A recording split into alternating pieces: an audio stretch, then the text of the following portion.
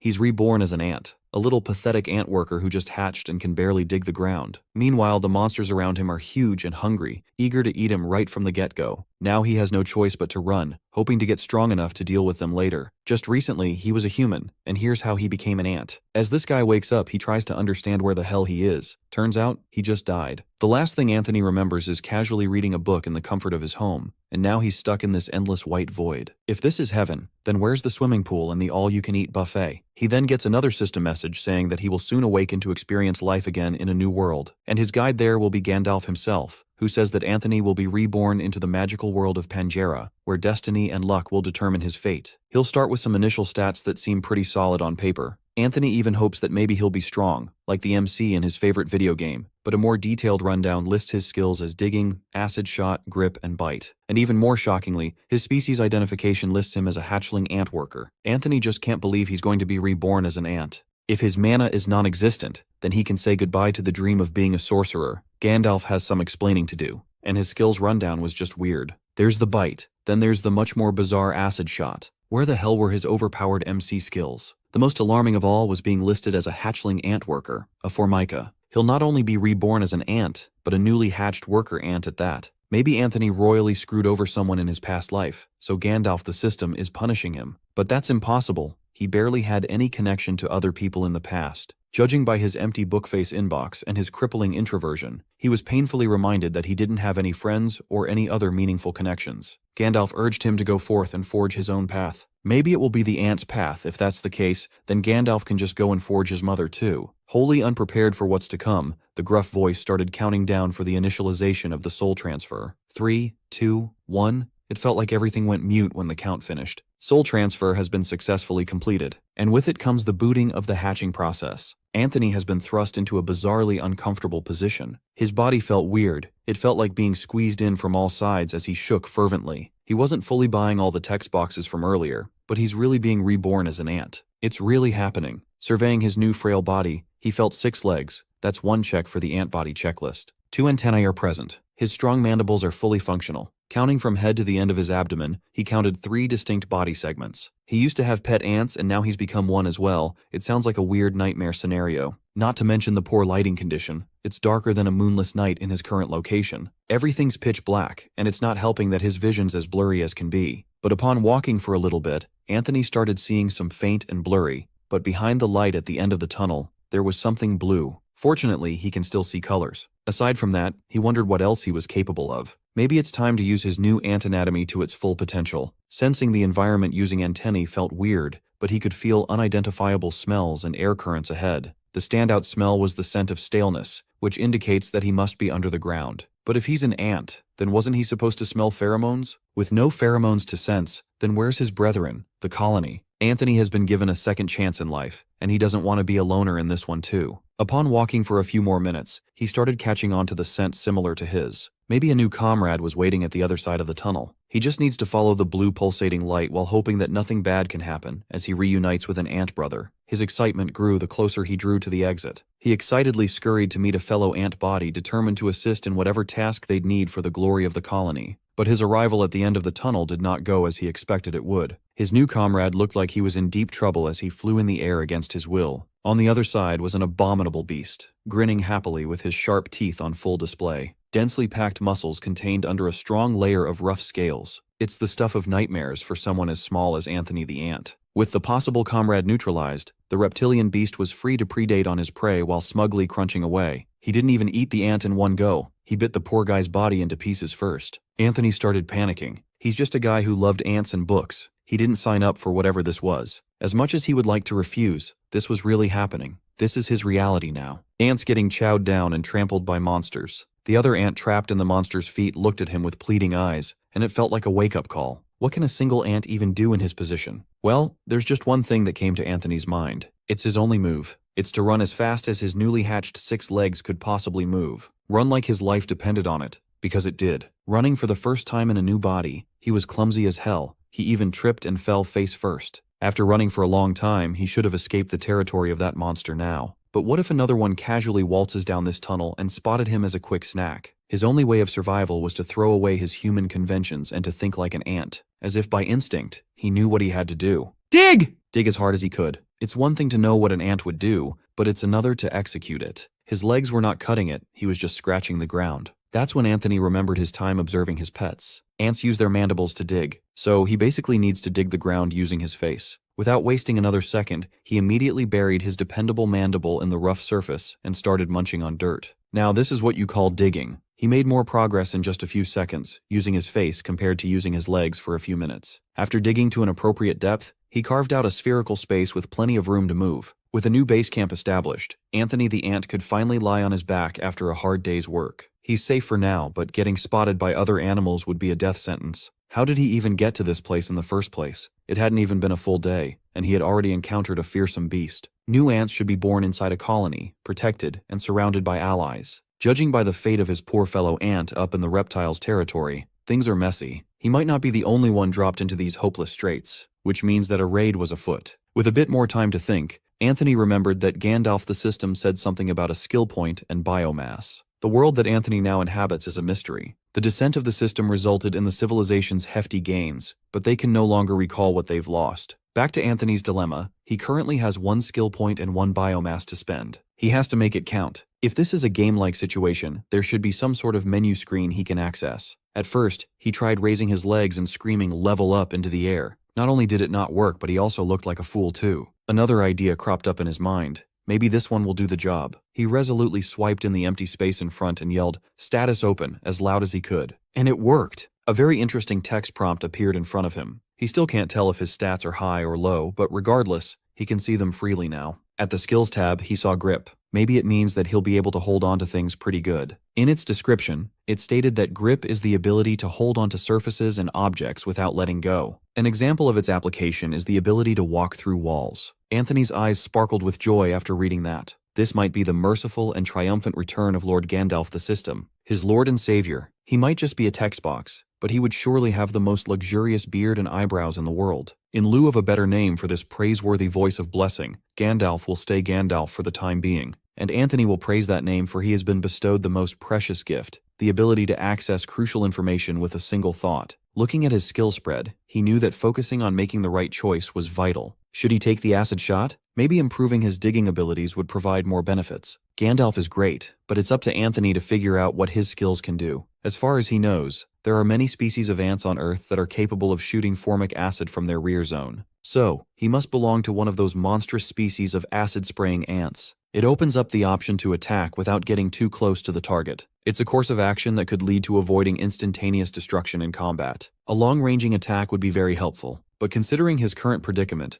biting, crawling, digging, and shooting acid aren't really the best tools to focus on right now. What Anthony severely lacks is information. He hasn't figured out where the heck he is and what kinds of other creatures inhabit this place other than ants and croca beasts. He's pretty positive that he doesn't have vocal cords, so he only has himself to rely on for info gathering out in the tunnels. Going out there alone with who knows how many strange horrors could cause unspeakable harm would be madness. Just thinking about what could kill an ant on the surface was already mortifying. Anthony had to try and calm himself down from having a full-on panic attack. He must stay rational and chill to stay alive. After giving himself a pep talk, Anthony locked in. He only has himself to rely on from now on. He's already figured out his base skills. He just needs to spend his skill points. That's the million-dollar question, though. How does he even go about it? The answer came just as he was thinking about it. Gandalf himself gave him the prompt to spend his skill points. He couldn't help but praise this wise and magnificent disembodied system voice. He wished for Gandalf, the bringer of hope and light's beard, to remain fluffy as ever. There are a lot of options, so it's hard to narrow down the optimal choice. He needs to go about this thing logically. Being able to run faster would undoubtedly help him escape enemies when push comes to shove. Tunnel sense would also make it easier for him to navigate the field of the underground. Bite and acid are purely offensive moves that could help him fight more effectively when the situation calls for it. As for body improvements available to purchase with biomass, he could choose exoskeleton, mandibles, legs, eyes, antennae, and acid gland. It's not far-fetched to say that out of all the inhabitants of this area, he's currently the weakest. So he chose to improve his eyesight using 1 point of biomass, and he spent his 1 skill point on stealth, effectively improving his ability to hide and move without being seen.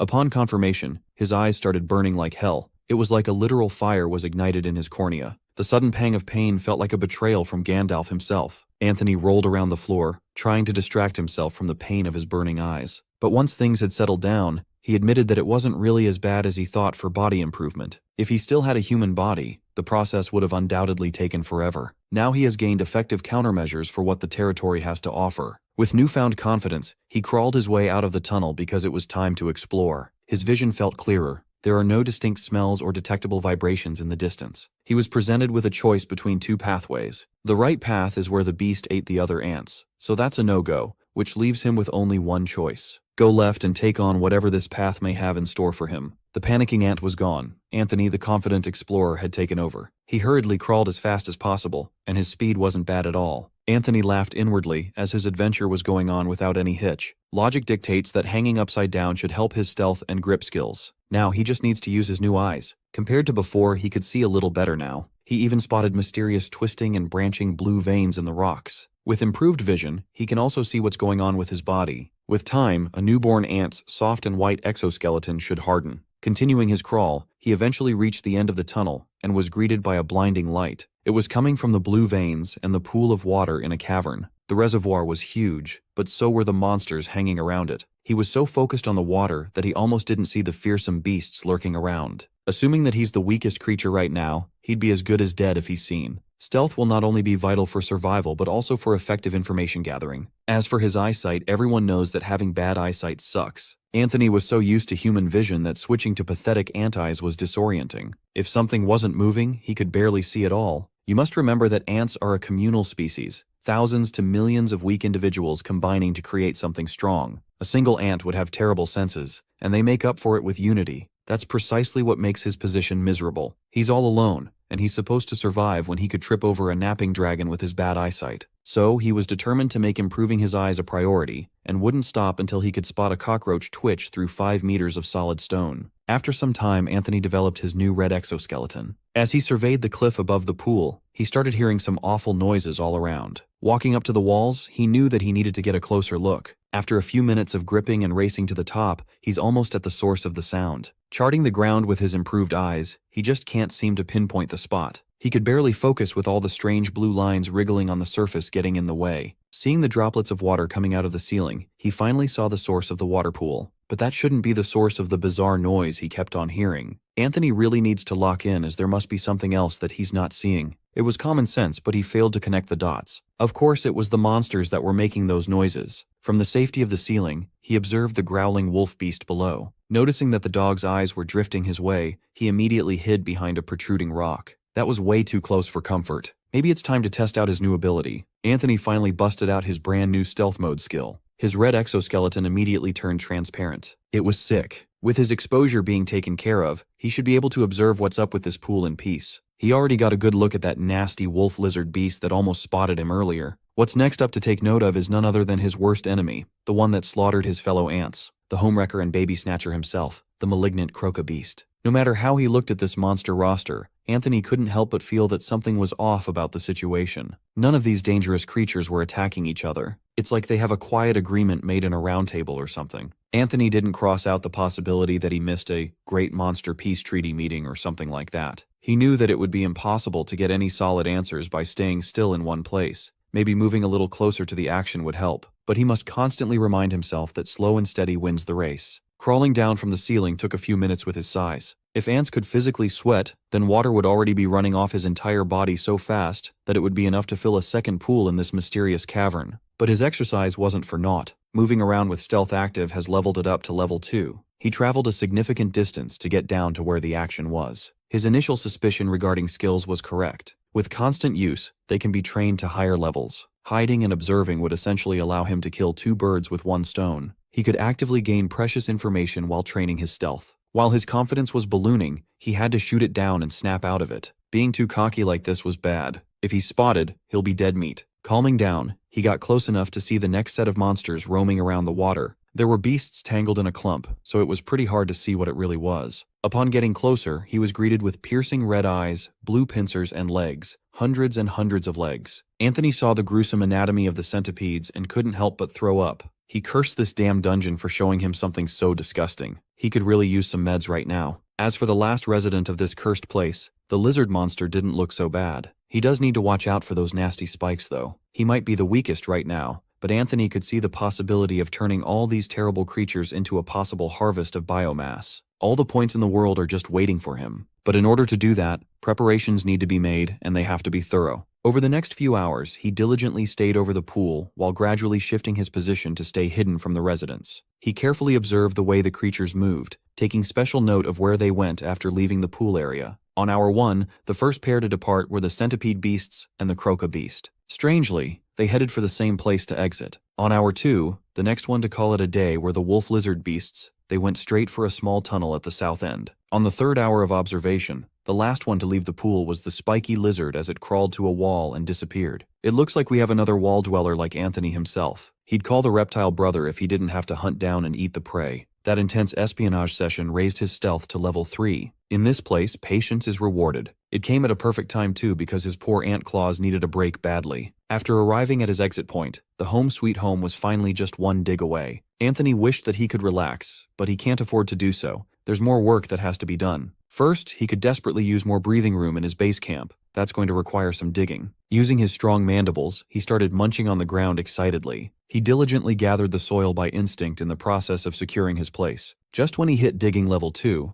a notification congratulating him for securing a proper nest sounded out. Finally, after digging like a madman, he could take a little breather. He felt a familiar feeling akin to when his family stopped sending him money and neglected to put food in the fridge. He's starting to get hungry, and he's no stranger to the sensation. As his stomach grumbled, he convinced himself that he just must wait. When he wakes up, he can go to hunt his first prey. He already has a spiky target in mind after all. The next day quickly came, and Anthony was currently perched on the ceiling of the cavern. His claws dug into the cold rock and a single thought was floating in his mind. He was so hungry that he was drooling at the sight of the monsters below. But with hunger comes weakness and shakiness. He was starting to run out of steam bit by bit. His mind was filled with chocolates, bread, cakes, and steaks. All the delicious things he was able to eat in his previous life spinning through his head. The hunger has gotten so bad that his mind is starting to play tricks on him. The last time he saw the croca beast, he could have sworn that it looked like a piece of meat and nearly leaped down for a bite from the ceiling. Even the nasty centipedes are starting to look more and more like a tangle of delicious noodles served on a golden platter. Anthony needs to take care of this hunger problem before he gets himself killed by chomping on something that he shouldn't. He's been prepping his next move for way too long to let his stomach get in the way of progress. 2 days. It has been 2 whole days of prep work. He studied every aspect of this end of the cavern in excruciating detail. 2 days of little to no sleep combined with debilitating starvation are giving him trouble focusing on staying awake. He has spent so much time hanging upside down over the water basin that he nearly fell asleep and dropped into the water multiple times. Looking at that mysterious pool, he knew that falling would be a swim that was far from enjoyable. A welcome side effect of pushing himself to the limits as a spy with his stealth mode active the whole time was raising the ability to level 4. Thanks to spending his downtime digging away and expanding his hiding place, his dig ability has climbed up to level 3. That's what Anthony does. He prepares and he grows.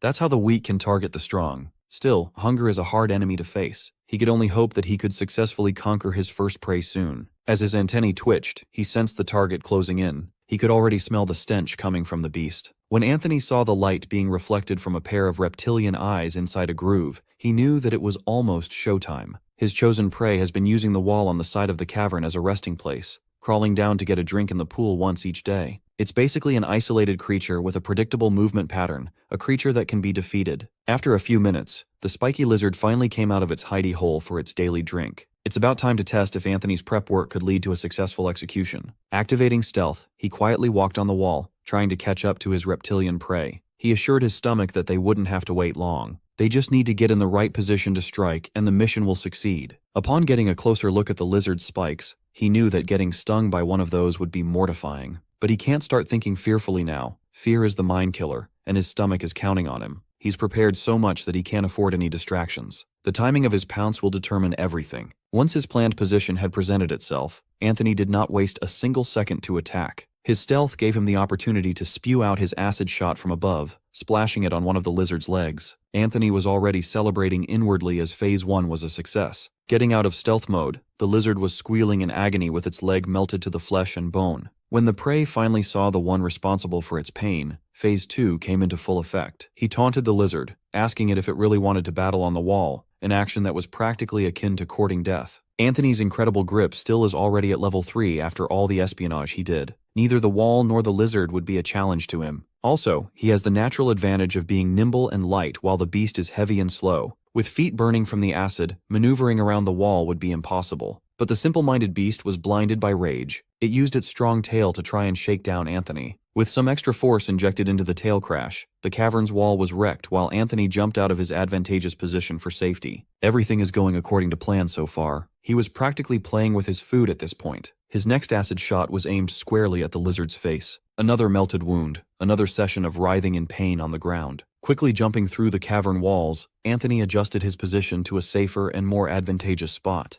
The roar of pain coming from the suffering lizard echoed throughout the pool. That's Anthony's cue to wrap this up quickly, as he can't let some other beasts end this fight that he has orchestrated. Succumbing to the corrosive injuries, the lizard was starting to slow down. It's nearly time for it to finally go bye-bye. But before all its strength was sapped out, the lizard actually got one more tail strike left to dish out. This one was beyond Anthony's expectations. The lunge and sudden tail slap caught him off guard. Thankfully, he was far enough to get a split second of space to react and dodge in a panic. With the lizard's final strength spent on a failed attack, Anthony's chance to end things once and for all has presented itself. From the top of the ceiling, he jumped down with his mandibles ready to chomp and hold. A loud and rough crunch filled the area near the pool. Anthony did not dare let go of the prey's rough skin, as now was the time for the final phase. The final phase is simple. It will be a battle of grit as he continues to apply biting pressure on the beast until they finally go on a free fall from the wall. Positioning the lizard below, he let the beast tank the fall damage while continuing his relentless bite. When the lizard finally stopped moving and resisting, he apologized for this is the rule of the world, and food is food. Anthony started spitting acid shots all over the lizard's body to help bypass its tough skin.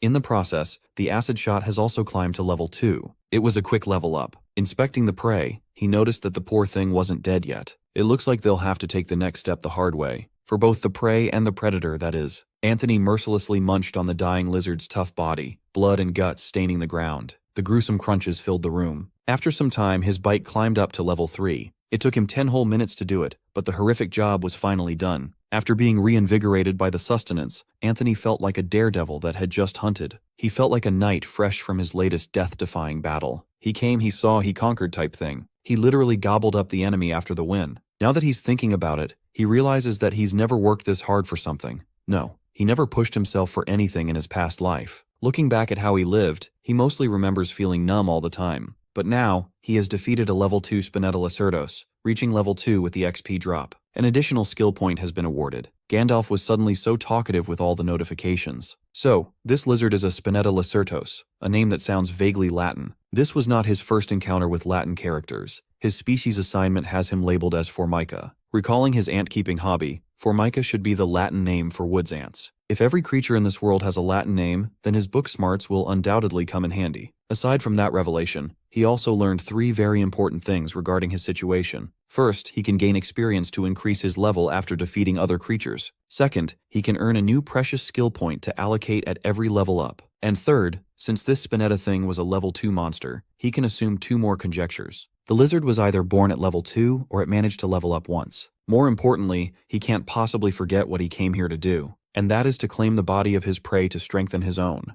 As a hunter, a predator, he must eat and get stronger, consume the flesh of the strong and the weak. Anthony was grateful for the food, don't get him wrong, but the taste of the lizard meat was far from appetizing. It was wretched to the point of inducing another throwing up session. But now that he has consumed meat from a new source of biomass, he has been awarded 1 point. Gandalf just kept on yapping to him today. Lying down in the cavern, his stomach grumbles were replaced with loud burps. He should be set when it comes to food for the next week, at the very least. Aside from the satisfaction of a full belly, he also has another bonus harvest from Gandalf. For now, it's time to retreat to his nest while formulating his next move. Once he reached the top of the cavern, Anthony looked down on the beasts below. They were completely obsessed with the pool's water. They don't even know that one of their neighbors has gone missing. After several minutes of scurrying around later, Anthony finally arrived at his humble nest, touching his hands together like an evil mastermind as it was time to plot another plan. First, let's have a quick check on his updated status after the hunt. His stats are pretty much the same, but his skills have grown tremendously. He couldn't help but feel like a lone ant going on a thrilling adventure and experiencing incredible growth. Even against the crash of destiny and all the unforeseen circumstances, he'll still prevail. Against all odds, he will survive, no matter how stacked it is against him.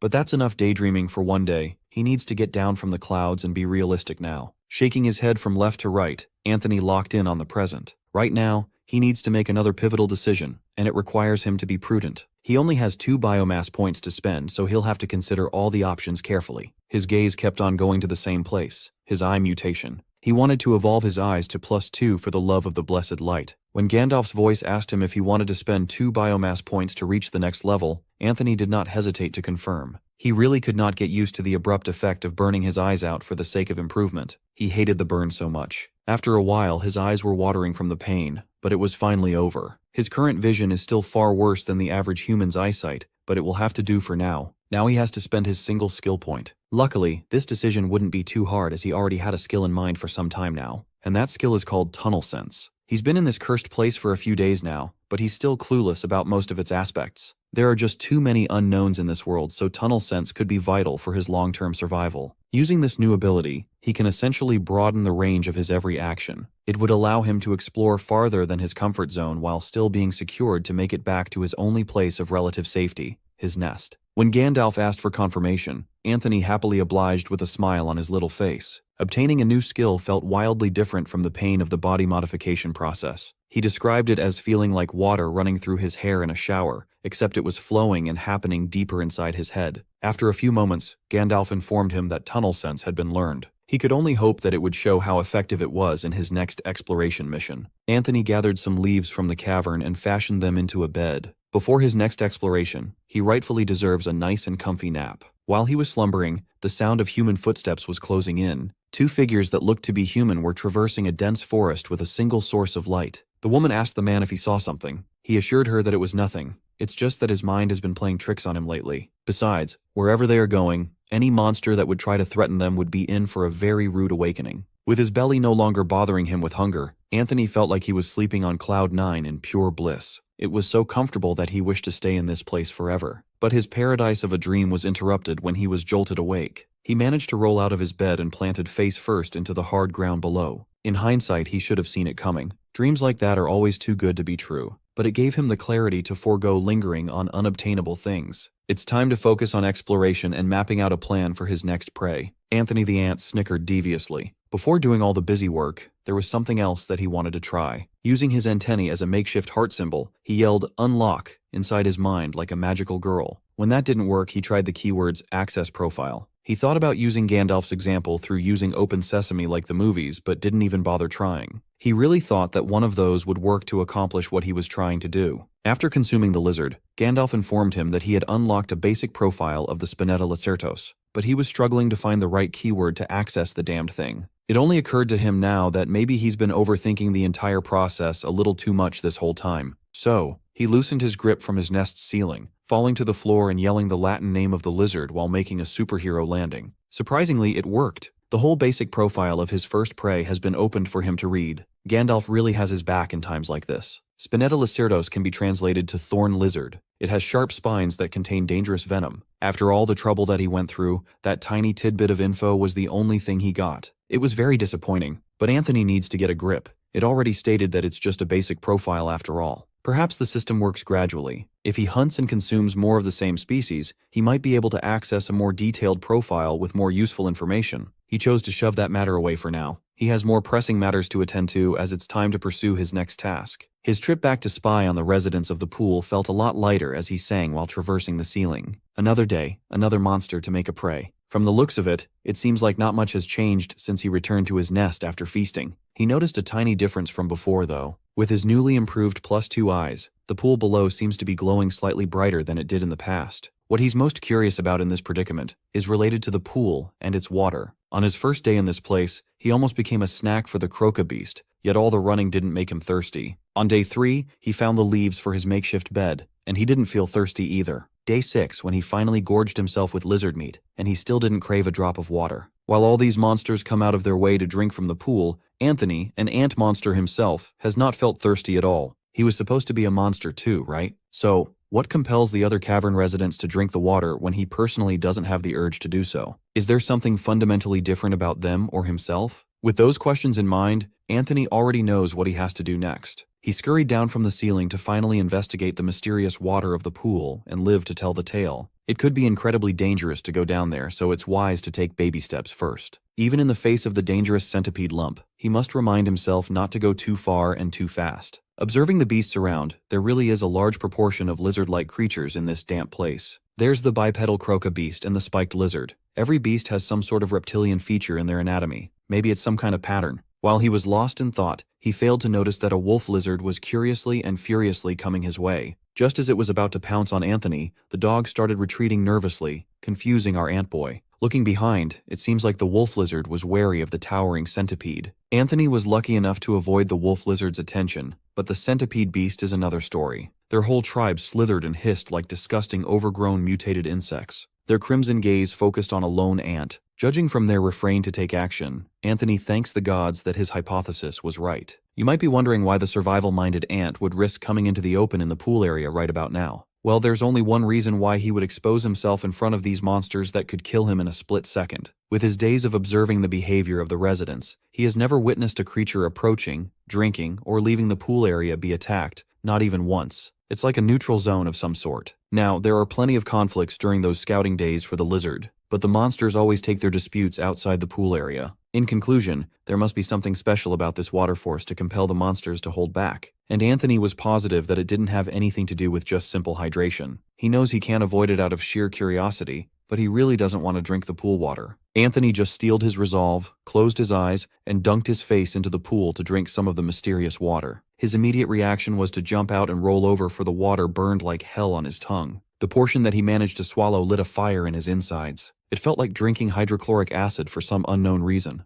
Is this really what these myriads of creatures have been coming here for? Are they really going to this place every day for this painful, burning water of death? If so, then what the hell is wrong with all of them? Was Anthony reborn inside a cavern full of masochistic monsters? He still couldn't shake off the feeling that he was missing something. Aside from the burning sensation, there was virtually no change to his health. Based on its blockbuster appeal, he was expecting something spectacular to happen, since all these monsters seemingly obsessed over some pool water for days on end. But to him, it had no effect. Nothing at all. Since he had done what he came here to do, he just decided to explore the rest of the cavern elsewhere. Before doing that, he just can't resist going for one more sip. This time, he slurped as hard as he could, taking in as much liquid as his tiny body could handle. Just like before, it really freaking burns. He had to roll all over the floor, spitting out what he just ingested out of sheer pain. Throwing up the majority of the pool water, he decided that it was nothing but horrible stuff. He made a mental note to himself to never try that thing again, no matter what. Now that he has somewhat investigated the mystery of the pool water, it's time to expand his exploration of the rest of the cavern to map the cave network using his new tunnel sense. With his newly acquired ability, traveling has become simple. All he has to do is head towards the regions where the light veins are densest. Aside from that, he unexpectedly started smelling something from a distance. It made him question just what sorts of other creatures lurk within these strange tunnels. After picking through his brain while constantly on the move, he accidentally stumbled upon something quite familiar. A man-made structure designed to bridge a large vertical distance between lower and higher levels by dividing it into smaller vertical distances. Those are unmistakably stairs. Looking down the length of the stairs, Anthony noticed that the winding blue lines were also present. Out of curiosity and excitement, he hurriedly made his way into the descent to take a closer look. It appears as if these stairs have been carved directly into the rock. There's even some intricate ornamentation on every step. Now, who exactly would be responsible for carving solid rock? That is the question that he enthusiastically asked himself. Why, humans, of course. This was the first tangible evidence that he had come across that any sort of humanoid creature existed in this new world. He couldn't help but wonder what sort of fantasy people live in this place. Anthony daydreamed of saving the mighty dwarves from a power that threatened their very existence. Or maybe he'll encounter the legendary and mystical elves known for their longevity and beauty. No matter what he encounters, he has to admit that things are getting more and more interesting. He was halfway down the stairs when he started asking himself why humans would bother to carve stairs into this particular tunnel and not the other ones. Well, for a self-proclaimed genius like himself, the answer is almost self-explanatory. This path he was walking on must be a frequently used tunnel. Therefore, they've made some effort to make it more convenient to travel down and up on. This means that there is a high likelihood that there are more stairs in the immediate area. Perhaps there's even a path to the surface where he could exit this miserable cavern filled with danger. That possibility gave Anthony the courage to take the next step. Here goes nothing. As he traverses the downward spiral, he realizes that these stairs are even more useful than he initially thought. He couldn't believe that he didn't think of this idea sooner. He can actually use these stairs to measure himself. Assuming that people in this world are roughly the same size as those in his old one, then he could compare his own size to the stairs. He could make a rough estimate of how large he is using those variables. Upon crunching the numbers, Anthony concluded that he might be a little smaller than he initially thought. Judging by the height and length of each step relative to his physique, he should be about a meter tall. But wait, this means that all those terrifyingly massive monsters in the pool would be fairly small from the perspective of a human. Sure, in Anthony's eyes they look like giants that could stomp out their enemies easily. But from an adult human's perspective, they're probably the same size as normal animals in the old world. This brings Anthony to question the difficulty of the monsters in this area. Could they actually be super weak, tutorial monsters in easy mode? But that line of thought opens up a more terrifying possibility. If the monsters in this place are weak, he doesn't even want to know what other stronger monsters are lurking deeper within. On that note, he had decided not to head straight into his death this time around. It's farewell to the dangerous staircase for now. But upon getting off on a different floor, Anthony noticed even more signs of human activity. There were torches on the walls. The farther he travels, the more signs of civilization present themselves. Perhaps the surface is closer than we think. He went deeper into the tunnel. The farther he got, the fewer pulsating veins of light along the walls were visible. Although this setup was perfect for a stealthy creature like him, he just couldn't shake the feeling that somehow, something was off. His heart was literally pounding in his chest, trying to break free with a mixture of emotions. There's a very real possibility of meeting a real person from another world. Isn't that exciting? He already has so many questions lined up in his mind. What do they look like? What fantastical race will they be? Would they know magic? Maybe there's some sort of adventure guild that explores dungeons. Maybe he'll be able to communicate with them through sign language or some form of interpretative dance. Anthony's mind was flying all over the place, and he was already envisioning the breakthrough in ant and human relations on the largest scale. He was fairly certain that it's not often that humans encounter the mind of one of their own trapped in a monster's body. It's possible that he's the first of his kind. As he ventured deeper into the cavern, it started becoming narrower and the slope steeper. It didn't take too long for a blinding light to cover his blurry eyesight. Looking above, there's a hole in the cavern ceiling, and if he wasn't mistaken, sunlight was coming in from above. It's the first time that he's seen and feeling the sun. He apologized to the holy light for taking this luxury for granted back in his previous life. With the discovery of sunlight, he concluded that the surface and the outside world were a lot closer than he originally thought. Looking in the other direction, there seemed to be more sources of light ahead, meaning there should be more human construction. Before even finishing that thought, Anthony happened upon a partially opened wooden door. Judging from the design of the structure, he thinks that it might be a guard room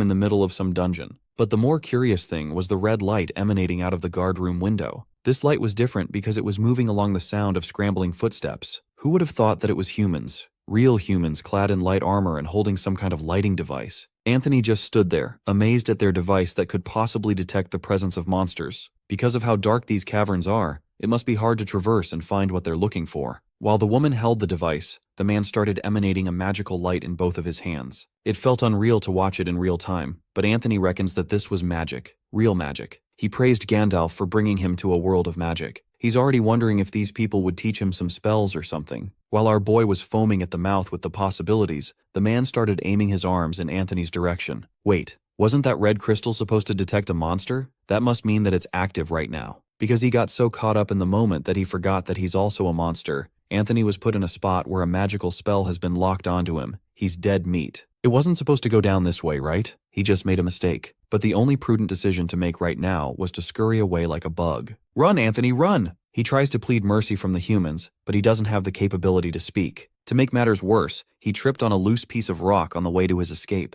Anthony wanted to express that he was just a tiny and harmless ant, but the fireball made of mana was already closing in on him. He wasn't hit directly, but his legs were sore from tripping and running. His mind says move, but his legs say otherwise. Trapped and immobile, even more fireballs launched towards the poor ant. He had to muster every remaining fiber of willpower in his muscle to make the next run, using the columns as his cover. Even using cover was useless. In another angle, a single arrow almost pierced his abdomen. If he wants to make it out of this pinch alive, then he's going to need an effective distraction. But first, he must secure an exit route to safety. He shuffled through the random tunnels, using his tunnel sense to judge whether the path was feasible or not. Upon going through 3 pathways, Anthony came upon one with a god-awful stench emanating from within. The humans were already upon him, so he decided to fight like a monster and squirted a 2-way acid shot for each of them. It didn't delay the 2 effectively. It just made them retaliate with another arrow. Anthony was getting good with his reflexes, dodging the whistling arrow by ducking. What's for sure was that his attempt at the human and ant monster relations had just gone up to smoke. Multiple fireballs desperately chased after the lone ant, as if they're some kind of homing missiles. Anthony had been running for so long that he lost sight of the surroundings, bumping into a protruding rock. But thanks to Gandalf's blessings, he managed to survive and catch a breather inside a tiny tunnel. Realizing what had just happened, he started beating himself up for being so stupid with how he handled the situation. He failed to remind himself that he's not human anymore, and with that, his human privileges have been revoked too. From now on, he needs to take the fact that he's a 1-meter-long monster ant into account in every interaction with others. On the other side of the small tunnel, menacing hissing sounds could be heard. He might have messed up earlier, but he needs to snap out of it immediately. Anthony needs to think about what's better for him right now. Face the hissing centipedes on the other side, or the fireballs from the humans behind. But when the man that kept on chasing him with fire ominously poked his head through the tiny tunnel, it looked like his choice had already been made for him. Anthony hit the gas and started running for his life as another batch of fireballs started condensing on the man's hand. Thankfully, he was fast enough to disappear into the darkness before the spell was finished. Using tunnel sense, he expertly traversed the narrow pathways of the underground tunnel, sensing that the centipede clump was not far off. He psyched himself up with an impromptu plan. All he has to do is use the centipede beasts as bait for the humans. Fortunately for him, he has stealth at his disposal to hide his presence from the repulsive lump of dangerous noodles. He reckons that he could use acid spray as a surefire way to piss these insects off,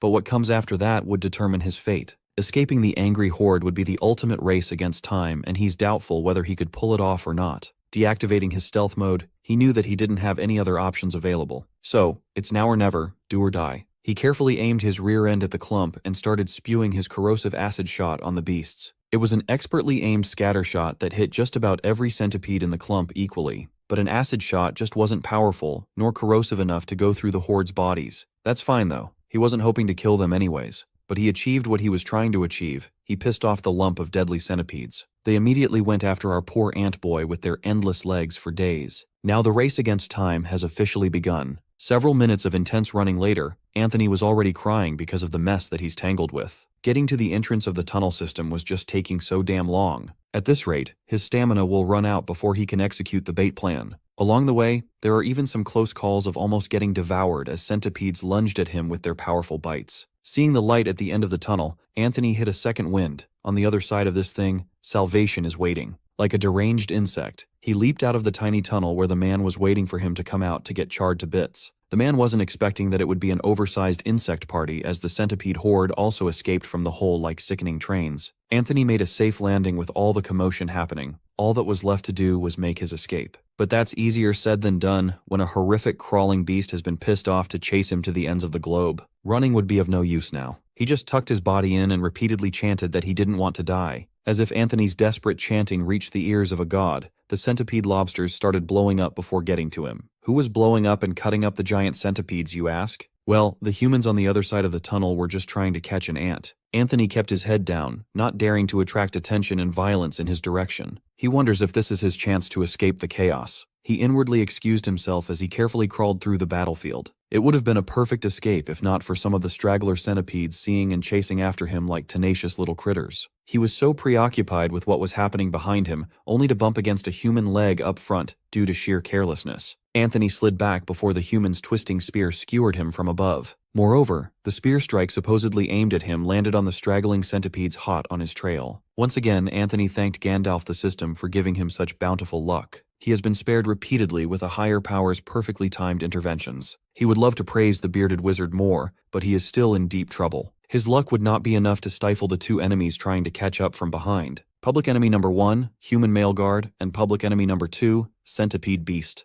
After gaining some distance amidst all the anarchy, Anthony manages to activate his stealth. He plans his next move. Where can he hide in this place? He saw an open doorway leading to God knowing where and decided it would have to be done for now. He managed to secure a hiding spot using his stealth ability and sneaky movements. Behind the walls of the doorway, he observed the war between humans and centipedes that he started. He feels terrible about pitting his fellow monster against human guards, but the situation has left him with no other choice. It was between either dying at the end of a human blade and exploding with human magic, or letting his neighbors wage war against the guards. Meanwhile, in the quiet city of Lyria, the diligent Commander Titus is in his office, working until late at night. The lines on his face deepened due to stress because some damned fools just can't leave the dungeon situation to him and his legion. If it were up to the old commander, he would be out 24/7 in the dungeon instead of cooped up in a dark office, burning candlelight with senseless paperwork. These days, his job has consisted of saying the same thing a million times to idiots who don't know right from left instead of getting a chance to swing his beloved weapon. He almost broke his desk in half out of frustration. That was the wake-up call to calm down and get some good mana-rich air for a moment. Getting out of the dimly lit office,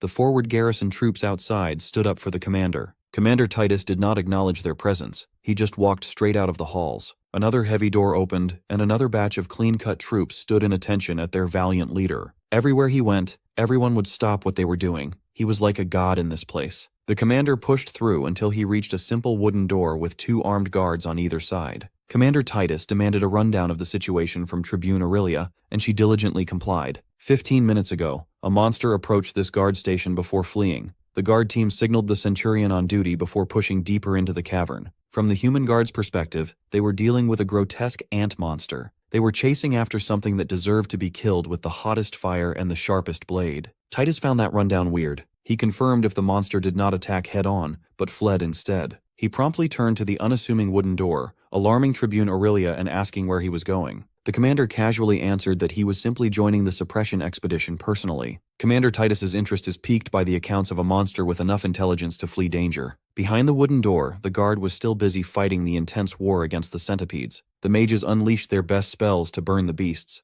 No matter how ferocious the centipedes were, they were no match against the power of mana. Anthony was trying to get to a better position, only to get locked in the middle of the pandemonium, with only his stealth ability to keep him safe. Anyone with eyes could see that this war of humans and beasts is not even a fight anymore. It's just some plain old slaughter at this point. Anthony was powerless, too powerless to add anything of value in this battle. It's not like he can mince enemies with a long-range mandible attack or anything like that. Clueless times like this always leads him to ask Gandalf what he's supposed to do. Instead of getting Gandalf's advice, he got a crispy slap from a familiar human figure. It was Human Anthony. He thanked Human Anthony for the much-needed wake-up call in desperate times. Looking on the bright side of things, this series of misadventures has confirmed so many things that he was curious about. First, it verifies the existence of magic in the form of human spells. Secondly, there exists a human society in this world. Also, a power gap between his ant self and the humans is there, and it's massive. Another lesson he learned is quite game-changing. For now, the king of attributes is HP. After getting blasted by stone shards and scorched by fireballs, his HP reached the critical point. He was down to 15 HP, which is practically half. But at least he finally figured out how much damage he would take in combat. The cost of that lesson is now that he will need to find a way to regenerate the missing hit points. Thinking of ways to get back to the green zone, he reckons that his HP will automatically recover over time. But it may have to be a little more complicated, and he will need to heal his wounds manually through some method. Either way, he can't just waste the golden opportunity that the war he started has presented in front of him. A near-endless number of beast corpses were laid down on the ground like a buffet. Some were even cooked by flames. For now, he needs to lock in as there is a mountain of biomass waiting to get devoured. Anthony acts on his most primal instinct to ingest those much stronger than him,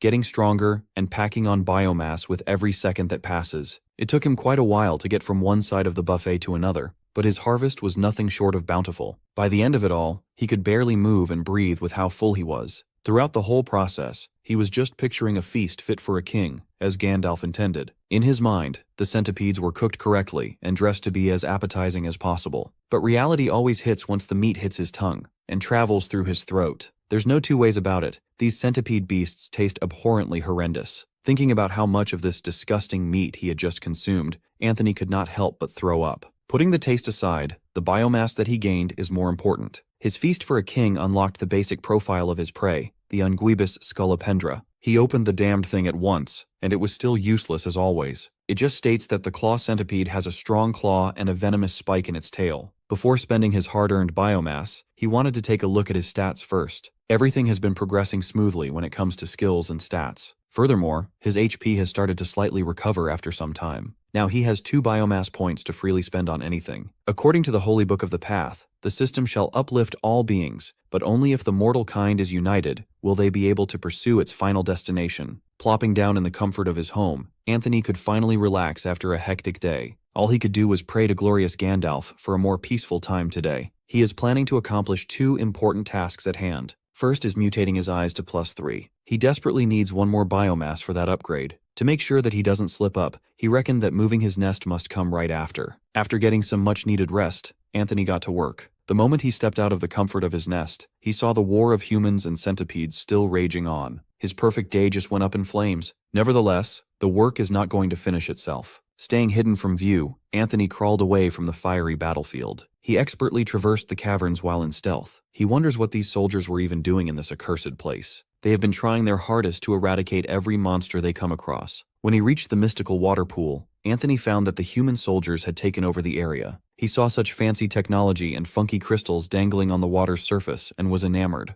Anthony shook his head and kept his mind on the game. This is not the time to marvel at magic at the cost of safety. As days go by, the dream of getting out of this place alive seems further and further away. It would be too conceited to think that he could sneak past a whole battalion as he is right now. Burrowing in his nest also comes with the possibility of getting raided. Realistically, there is only one viable option available at present. But without sufficient upgrades, that choice will certainly lead to an early demise. He might not even get an ant coffin. For now, the only path forward is a mortifying one, returning to his spawn point, the lair of the croca beast. For one last time, he gave an emotional farewell to the nest that kept him safe until now. He had great times inside that hole. If he only had some fellow ant bros to chill with, it would have been a real home. Speaking of ant bros, perhaps this is the perfect time to find his birth nest. If he could reunite with the colony and get together with his own kind, this life might not be too bad. After all, the beast that snatched him before birth could not have moved too far from his home nest. If he recalls the details correctly, the colony must be in one of the 3 burrows from his spawn point. Choosing to stay positive in the face of uncertainty, Anthony set forth. His ultimate goal is to find the queen and his ant bros. Maybe he could give his mother a hug when they reunite. Moving away from the pool and following the light, Anthony moved at full speed. He noticed that the veins lining the cavern walls had gotten brighter than before. Moreover, they are pulsating more frequently. It was a truly peculiar sight. When he reached the end of the veiny tunnel, he slowed down and carefully scouted ahead, hoping that no threats were waiting to pounce on him. After eyeballing the open space before him, he breathes a sigh of relief. He's on the clear for now. To find the most optimal path from here on out, Anthony activated tunnel sense. Mapping this mysterious place will take him away from the cursed surface and its nasty human armies. After a few minutes of tunnel scouting, his antennae began to pick up something. About 100 meters away from his current position, a distinct change in the air could be felt. Zeroing in on that change, he hyper-focused his antennae on its direction. He was so dead set on following the trail that he bumped his head on a wall. The signal continued forward, but there are 2 paths that might lead to it. Gandalf must be asking him to make the call and choose between the 2. After a preliminary scan and based on his intuition, both options seem pretty unfavorable. Left with no other choice, he dumped the biomass he had accumulated to upgrade his antennae for the sake of accuracy. Similar to upgrading his eyesight, this level up brought about a searing pain that left him rolling on the ground. He cursed cruel Gandalf for making him suffer for a slight increase in his chance of survival. With a more refined sense, he confirmed that one of the paths has a faint but promising scent. One of the trails felt less like instant death, so the choice was easy to make. After a lot of deliberation, Anthony pulled the trigger and pushed forward. His mantra for today is slow and steady wins the race. Halfway through the route, his antennae sprang up as elation filled his little body. He just sensed a whiff of pheromones. By using a pheromone gland, ants can lay a trail for other ants to detect and follow. This might be it. After surviving on his own for what felt like forever, his ant bros are finally calling him home. If he could just see what was waiting at the other side of the trail, he would not be celebrating at all. Webs of silk traps littered the place as a creature patiently waits for unwitting victims. Anthony moved like the wind as he followed what he perceived to be pheromones from his kin. He was absolutely hyped, thinking that the colony was calling him and lighting a beacon to bring one of their own home. Halfway through the journey, he checked himself. He can't afford to get carried away here. He still remembers the cost of being overzealous. His HP hasn't recovered to max yet. For now, he'll have to keep going down the unknown path until he can pick up a safer trail somewhere. As he advanced, he noticed that the tunnel itself had become more and more irregular. It was zigzagging in a bunch of random directions. While the route gets more chaotic, the vibrations in the air also grow stronger. His gut tells him that something's about to go down. Eventually, he reached a bottleneck. The tunnel split into a very messy network of paths. He was getting dizzy just trying to keep track of which ones were safe to pick. Thankfully, his day of running around the caves bore fruit. His tunnel sense has reached level 2, improving his ability to maintain a sense of direction underground. This skill is his most reliable tool in navigating the winding roads of the mysterious cave. To supplement his tunnel sense, Anthony plans to create and maintain a simple set of symbols to mark the routes he has already traversed. Hopefully, it will help. The first choice is always the toughest one, but he snap-picked the right-hand path. Going down this path wasn't as fortuitous as he thought it would be. The route was not that long, so he reached the clearing at the other end relatively quickly. Out there, he saw a bunch of rats with lizard tails gnawing on the bones of their unfortunate prey. Anthony turned his ant butt around on a dime and ran back to the previous room. He tried to catch his breath while thinking about his next move after the first one failed. Walking to the entrance of the rightmost route, he wondered what symbol would be fitting to emphasize instant death. Just to keep it simple, he scuttled up to the tunnel's ceiling and marked it with a simple X. Hopefully, going through the motions like this would eventually lead him to somewhere he could work with, somewhere a little more manageable. Going through the next tunnel, he felt safe, almost pleasant in fact. This feeling could get him killed. Thankfully, his instincts saved him from being complacent. While traversing the cavernous walls, he caught a glimpse of a spider web neatly laid and expertly hidden. Without his level 2 eyesight, he would have tripped over this trap for sure. He would not have noticed it in time. Walking headfirst into the enemy's territory would have been the end of his story. Frankly, Anthony was pissed. Those stupid spiders must think they are the king of the insect world just because they can set up something so elaborate to feed on others. The way he sees it, those freaks are a bunch of lazy bums that let their web do all the hard work instead of getting off their asses. He views the honest and straightforward worker ant as the pinnacle of honor. If he just had about 200 of his brothers in here to command, he would never cower against a spider. Words cannot express just how much hate he has for those web-slinging freaks. Deciding to press on to scout the situation up ahead,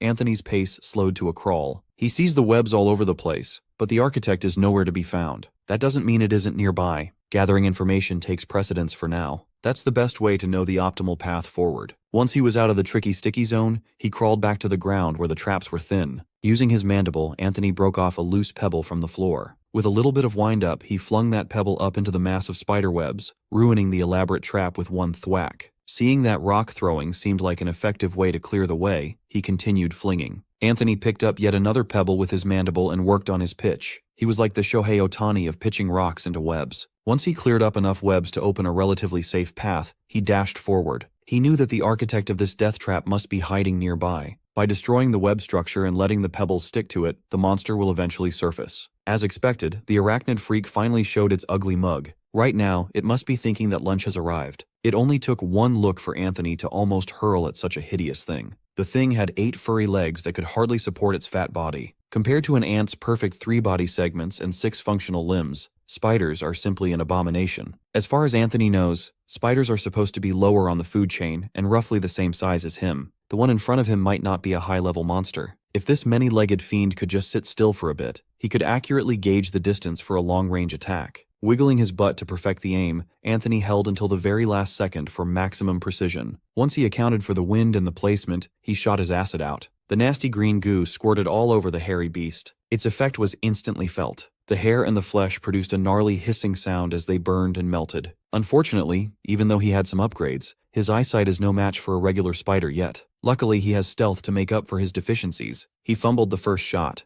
The effects were nasty, but it only hit one of the spider's many legs. After that first assault, Anthony quietly followed the clueless spider. It clearly thinks it's safe in the shadows, but Anthony's stalking skills are top-notch. Once he got a better angle with the help of stealth, he fired the second acid shot with utmost confidence. This time, the substance hit the target squarely. The hissing sound grew louder as the spider melted alive. To add salt to the horrid wound, Anthony deactivated stealth and deliberately taunted the spider to chase after him. This is the only way he could separate the coward from its home court advantage. Despite all his shit-talking, Anthony admitted that he is shivering inside his carapace at the thought of the spider's inevitable rampage. At least he reached his safe zone before it could catch up. If worst comes to worst, maybe he could circle back to where the wolf lizard pack is hanging out. In doing so, he could let the spider and the wolves duke it out while he watches on the sidelines. In a perfect world, those dumb dogs would immediately shift their attention to the incoming many-legged freak as soon as he hides himself. If Anthony could slip away through that den and into safety, it would be, one might say, a perfect crime. Fortunately, he doesn't have to rely on a plan with too many uncontrollable variables. The pissed and injured spider appears to be as cautious as he is. It makes sense. Why would that fucker move when all it has to do is sit inside the web and wait for a stupid prey to be delivered on a silver platter?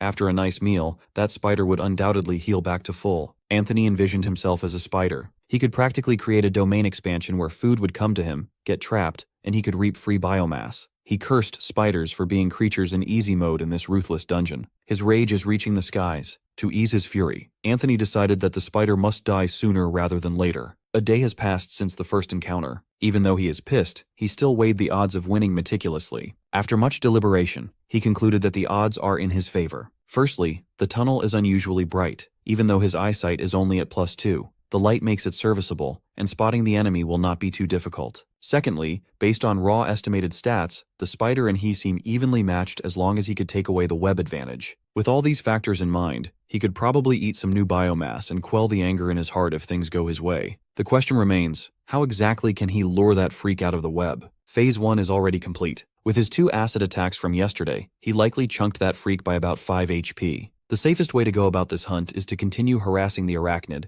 ambushing the poor guy multiple times until Anthony prevails. After all, one hit from those poison fangs could land him in hot water. With his antennae perked up and forward, eyes open, and brain solely focused on the hunt, Anthony set forth. He cannot afford to commit a single mistake. It did not take him long to reach the web-riddled path. He investigated every inch of the route and found no sign of the architect at first. Luckily, he stumbled upon a pile of spider eggs hidden nearby. It's a little bit cruel, but these things should be the best tool to lure that insect out of hiding. Reminiscent of the pebbles from yesterday, he started tossing the eggs up on the web. Hopefully, this convinces the spider that some juicy prey has been caught and entangled. Anthony kept going and tossing, not stopping until his mortal enemy showed itself. After tossing the last egg up on the web, all that's left to do is sit, wait, and observe. He hid behind a nearby rock with a clear sightline of the eggs. A few hours passed, and there were still no signs of that coward. It might have become too chicken shit after what happened last time. Just to be sure, he grabbed a pebble and tossed it right into the clump of stuck eggs. Seeing as his old trick was not working, he decided to move on to the second phase of his plan.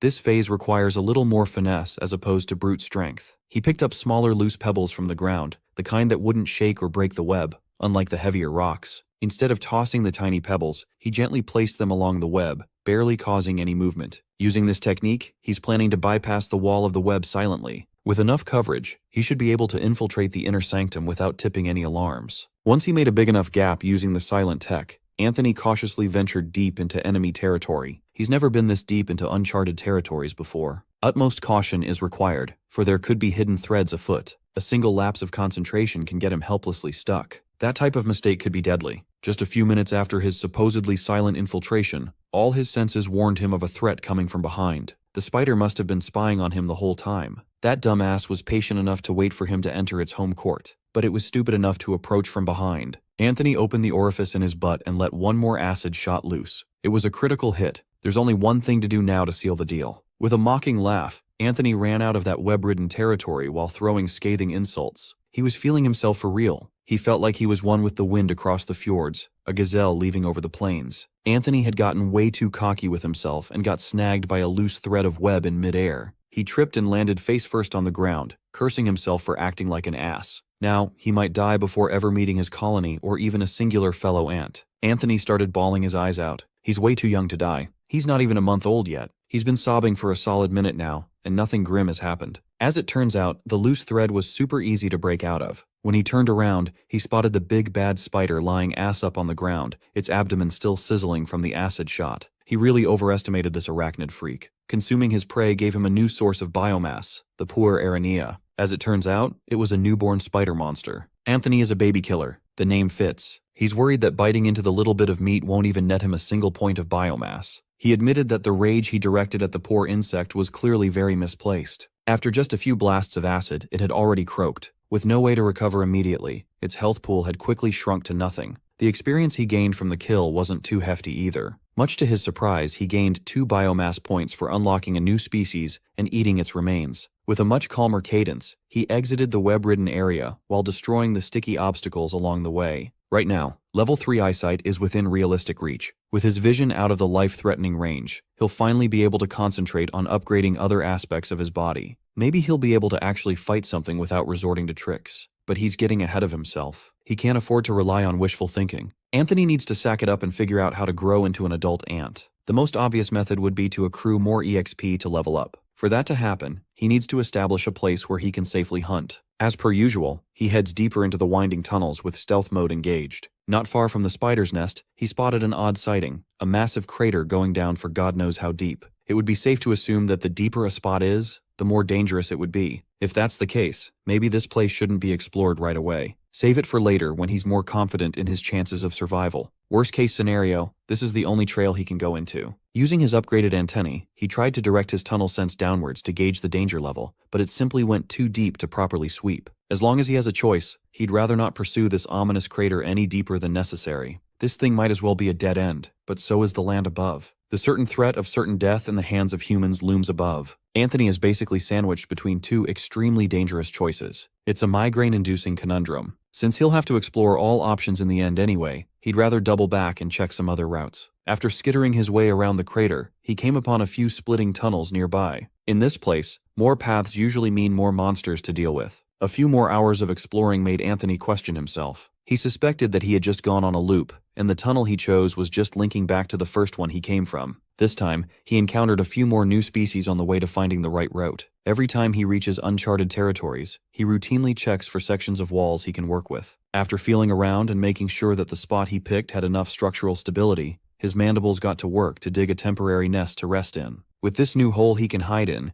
he'll have some semblance of protection from the outside world. Even if it's flimsy and hastily done, it's better than shacking up outside where threats are everywhere. This time he did not dig too deeply. He chose a spot where he can establish a spy nest from above with perfect vision of what's happening on the ground. Making this new nest unexpectedly upgraded his digging skill to level 4. Anthony was very pleased with himself. Even if the skill is fairly useless in combat, it's good to know that he's improving in some respects. Thinking back on his limited time in this dungeon, he's quite proud of his vast improvement. He's still a little monster, but he's come a long way compared to when he started. His skills have leveled up after honing them in tricky situations and close calls. Admittedly, he's still pathetically weak in combat compared to other species, but he's just getting started. Now, if he wants to explore this new foreign area and terrain, he'll need to get some rest to stay on top of his game. Anthony raised insects in the past. He knows that ants don't typically sleep. They simply stay still, entering a state of reduced physiological activity called torpor for energy conservation. Even so, he liked the feeling of metaphorically closing his eyes without actually having eyelids to close.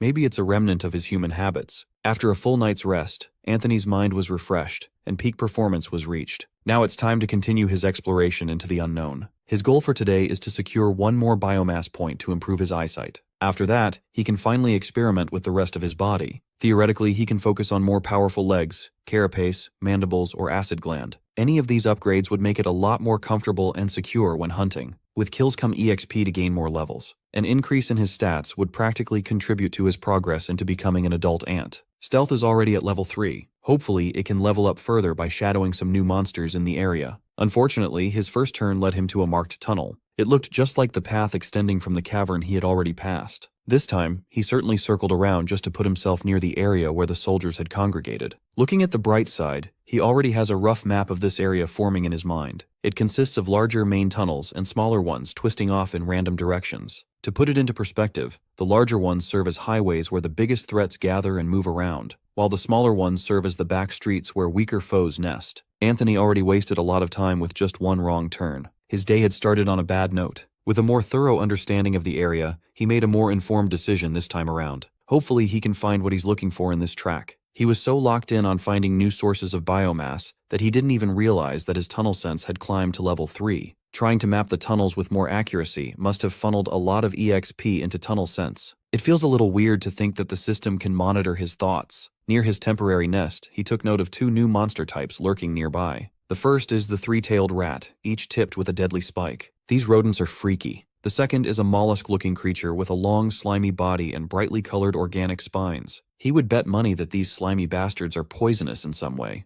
They are at least twice his size and are capable of moving up walls. It would be wise to avoid their nasty trails just to be safe. While he was deliberating what to target for his next hunt, Anthony heard the faint and sweet sound he'd been hoping for. Chaotic noises of growling beasts and gnashing claws were coming from a tunnel just up ahead. Energized by the thought of opportunity, he sped up onward like a shadow fox. Since he's been gifted with a bizarre game-like system, he intends to find out how it exactly functions, and all its intricacies. He has a few questions in his mind. How does the system award EXP when a monster dies? Is it divided evenly amongst everyone that caused damage, or is EXP awarded solely to the one who deals the last hit? From what he had observed thus far, he had never received a system announcement of EXP gain during combat. That message always comes after the prey has expired. It practically confirms that EXP only drops upon the death of a foe. To answer all these questions floating in his mind, he'll have to test a few theories. Thankfully, a perfect scenario has presented itself. The chaotic sounds he heard came from an all-out war against a croca beast and an army of centipedes. Swearing upon the shining beard of Gandalf, Anthony hates those stupid centipedes from the bottom of his heart. They crowd around, thinking they're so great. By the looks of it, the croca beast is not going down without a fight, though. He's already taken down a few of those nasty bastards. The reptile is doing its best to watch and respond to each opponent. He has the strength and speed to rip the gnarly monsters apart, but the centipedes are too slippery. With a front row seat to watch the fight, Anthony is happy to chip into this fight he has no business being involved in when the chance presents itself. As soon as he saw one of the centipedes shaken and slow down, the croca beast lunged forward. Simultaneously, Anthony got ready to pitch in. Just a split second before the reptile could rip the centipede apart, he squirted a thick acid shot for a critical hit.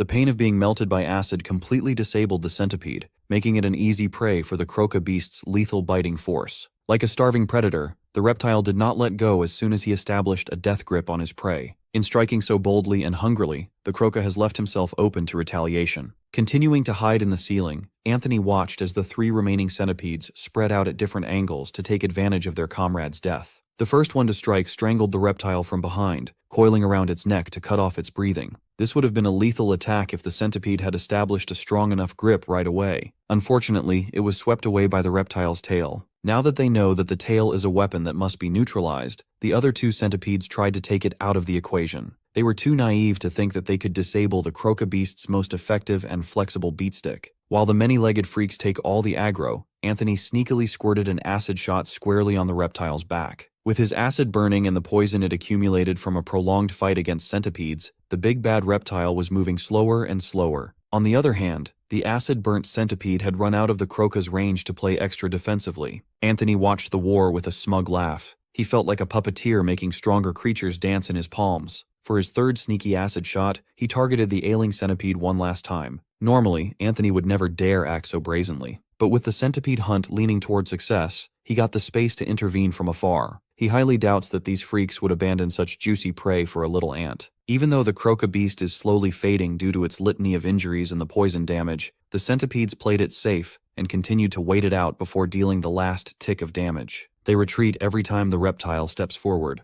Their victim is clearly showing signs of rapid decline. It will lose its strength to fight back any moment now. Even so, the proud croca beast continued trying to take even just a single insect with him to the grave. With labored breath, it gathered its remaining strength for one final burst forward. It was a clumsy attempt to kill one more, but the insects were prepared to thwart him. Squeezing the thinning juice left in the tank, the croca managed to close the gap one last time. With utmost murderous determination, it set its eyes on the slowest centipede of the bunch. Using his claw to extend the range as much as possible, he managed to snag one of them critters. Unfortunately, the acid on its back had corroded the scales and flesh. The pain from the poison running in his veins was too much. The absolute unit no longer had enough power behind his strikes. He fell on the ground, the impact reverberating throughout the cave. Anthony could feel his heart pounding in his tiny ant thorax. This is the perfect scenario for him. Now he just needs to take aim and deal the last hit using the last load of his acid. Seeing as the centipedes are starting to slowly crawl to claim their prize, this shot has to count. A greedier ant would have gone for the croca beast. It was obvious that it would make the biggest EXP gain.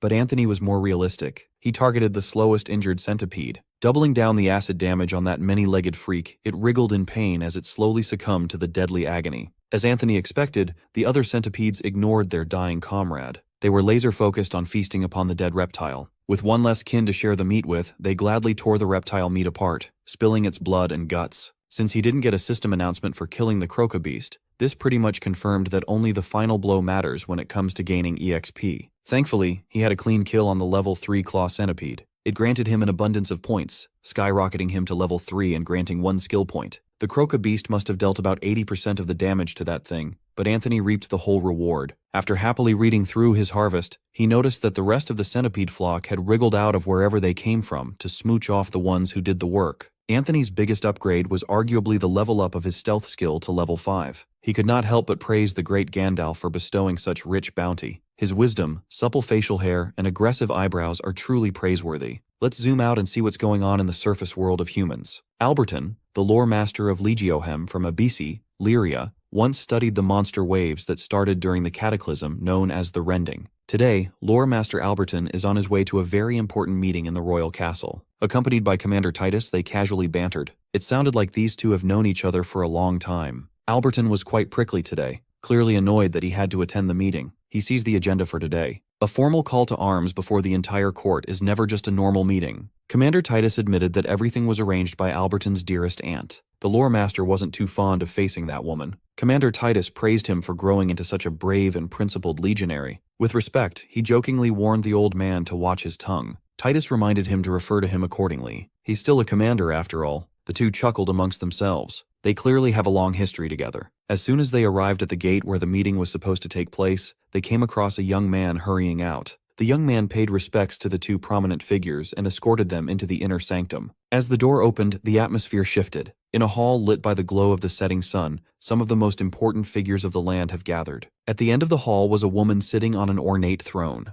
Commander Titus of the Deep Legion and Lore Master Alberton were welcomed with utmost fanfare and respect. They walked straight towards the woman sitting on the throne with their backs straight and solemn expressions. Those who arrived earlier had mixed reactions to their arrival. One particular person, an absolute baddie, turned around to give them a wink. Commander Titus looked at the stoic Alberton and sighed. They paid proper respects to the woman in charge, and she gave the legionaries a warm smile and permission to be at ease. She was glad to see her nephew after such a long time. Alberton had buried himself in study for far too long to avoid the stuffiness of royal life. Commander Titus knew that the Queen had called this meeting partly because she wanted to drag the idiotic lore master out of his cave to get scrubbed up. With everyone present, the Queen formally began the meeting. She gathered representatives from many of the kingdom's prominent cities. She intends to discuss the activities within the dungeon and the course of action they must take from this point forward. To begin, the most qualified man to talk about this subject is none other than Commander Titus. He iterated that mana levels within the dungeon are climbing quickly. According to his team's projections, the kingdom can expect a wave to break in the first strata in as little as 3 days, maybe 4. In addition to this, legionaries on guard have witnessed a monster ant emerging close to the surface. A cause for alarm. Due to the special nature of this creature and the grim implications of its presence, tensions have risen, and anxiety levels are rising. The Legion is setting a plan in motion to advance deeper into the dungeon. They intend to find and exterminate the monster ant colony before it's too late. In order to facilitate this level of operation, Commander Titus formally requested military aid from the throne to bolster their numbers. They desperately need assistance in securing the city from the upcoming wave. They also need to free Legion resources to fully commit to delving into the creature's nest. Commander Titus was clear and succinct with his messaging,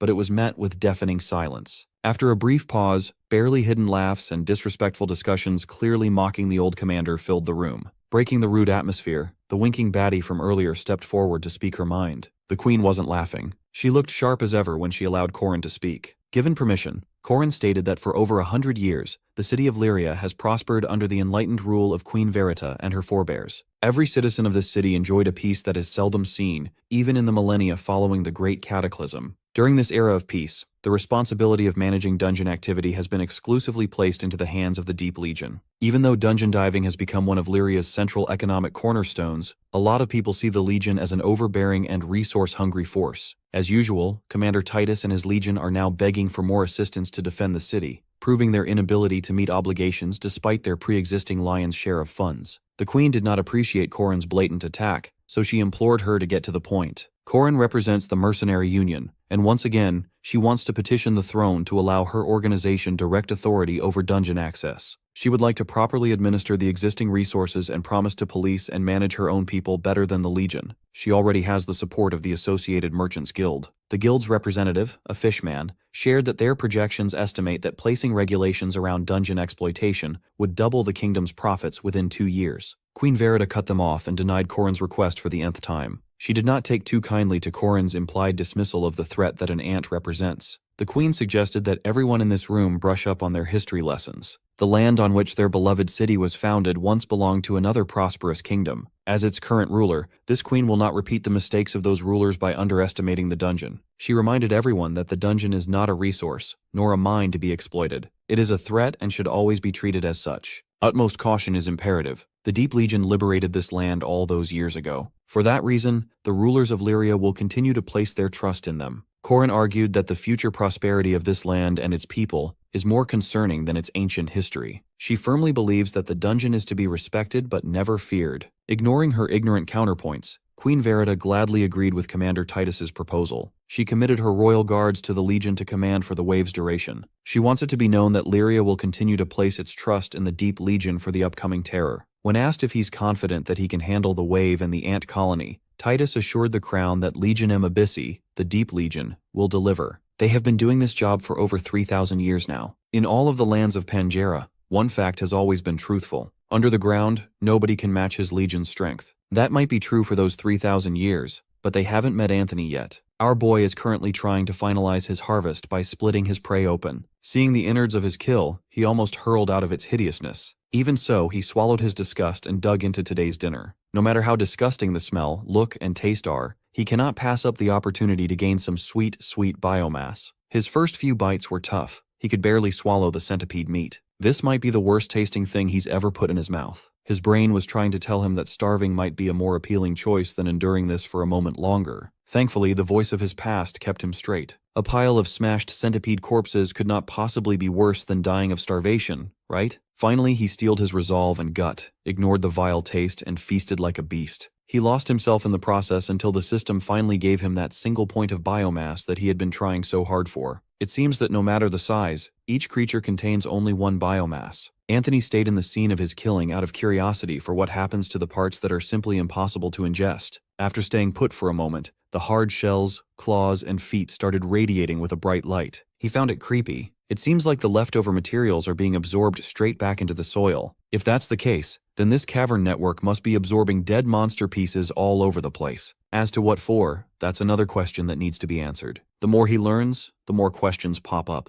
Ignoring the mysteries of the cave for now, Anthony refocused on the most important business. He currently has 3 biomass and 1 skill point to spend. With how scarce these upgrades are, he's treating this as a boardroom decision. For the biomass, he already has his eyes on improving his vision to level 3. He desperately needs a software update. His policy and approach when it comes to assessing threats before fighting remain unchanged. For that, upgrading his eyes is a must. Without hesitation, he pulled the trigger and spent all his available biomass on the enhancement. He braced himself, but nothing can really prepare you for the searing pain a vision upgrade brings. Anthony frantically rolled around the floor. The agony was worse than before. He thought the last upgrade was bad, but this was simply inhumane. If he's to describe the feeling, it's like an entire swarm of angry bees declared his eyeballs the greatest offense to their species. He was brought to tears by the spectacularly intense itching. After things had calmed down a little, the prompt to spend his available skill point popped up. Since he's already in the most pain he's ever experienced, he hit the yes button mentally. Now that stealth has reached level 5, there's a new upgrade option available for his choosing. It looks like level 5 skills can be upgraded to an improved version at the cost of another skill point. He would be an idiot not to select a skill that has served as his best lifeline in multiple instances. Upgrading Stealth 1 to Advanced Stealth improves the passive ability to avoid notice, and greatly increases its effectiveness when remaining still. Seeing his status window almost moved him to happy tears this time. He's come so far. He felt re-energized to conquer these caves and make every creature in here bow to his incredible power. Maybe at some point in the future. For now, it's wiser to humble himself. Even with all his new upgrades, Anthony elects to lay low and continue his routine of scouting and covering the area little by little. In a one-on-one fight against the wrong opponent, he would flat out lose without contest. Thankfully, Advanced Stealth granted him newfound confidence to explore unfamiliar shafts. He feels a little more open to heading deeper into this place. Now he's more careful when it comes to following pheromone trails. His curiosity might finally be satisfied as to what lies down below. If he didn't have new upgrades, he probably wouldn't touch the crater he discovered a few days ago. This time he's feeling more adventurous. He took a deep breath and strengthened his resolve. Moving directly downwards without a source of light still makes him nervous, but it's nothing he can't overcome. This type of thing isn't something humans can have a chance to do after all. He might as well take advantage of what an ant is capable of. Keeping his eyes peeled open, he crawled along the rugged walls of the crater. He thought he would be moving in the dark. That was true for the first part of the dive, but when he reached a certain altitude, the place actually started to light up. In fact, the mysterious light is ever so slightly becoming brighter the farther he goes down. Much to his surprise, he discovered that there was actually plant life flourishing down these barren caves. The more he thinks about it, the less sense it makes. Sunlight doesn't reach this place. Perhaps these plants have evolved to utilize magical veins to gather some kind of sustenance. Nevertheless, it's his first time seeing something beautiful in this god-forsaken place. While he was busy smelling the flowers, his antennae picked up something that made them wriggle. Just like before, he detected faint traces of pheromones. And just like before, he got his hopes up thinking that his clan, his tribe, his ant bros, are nearby. He felt quite proud of himself for choosing the correct path, even though it was scary. In his head, he made up a scenario where a mighty scout from his colony originated somewhere down this crater and pursued the thieves who dared to raid the colony higher into the cave. Anthony would love to be praised for his diligence and boldness for surviving the harshness of the surface on his own, out of the egg. While he was absent-mindedly walking towards the source of the pheromone, he came across yet another crossing.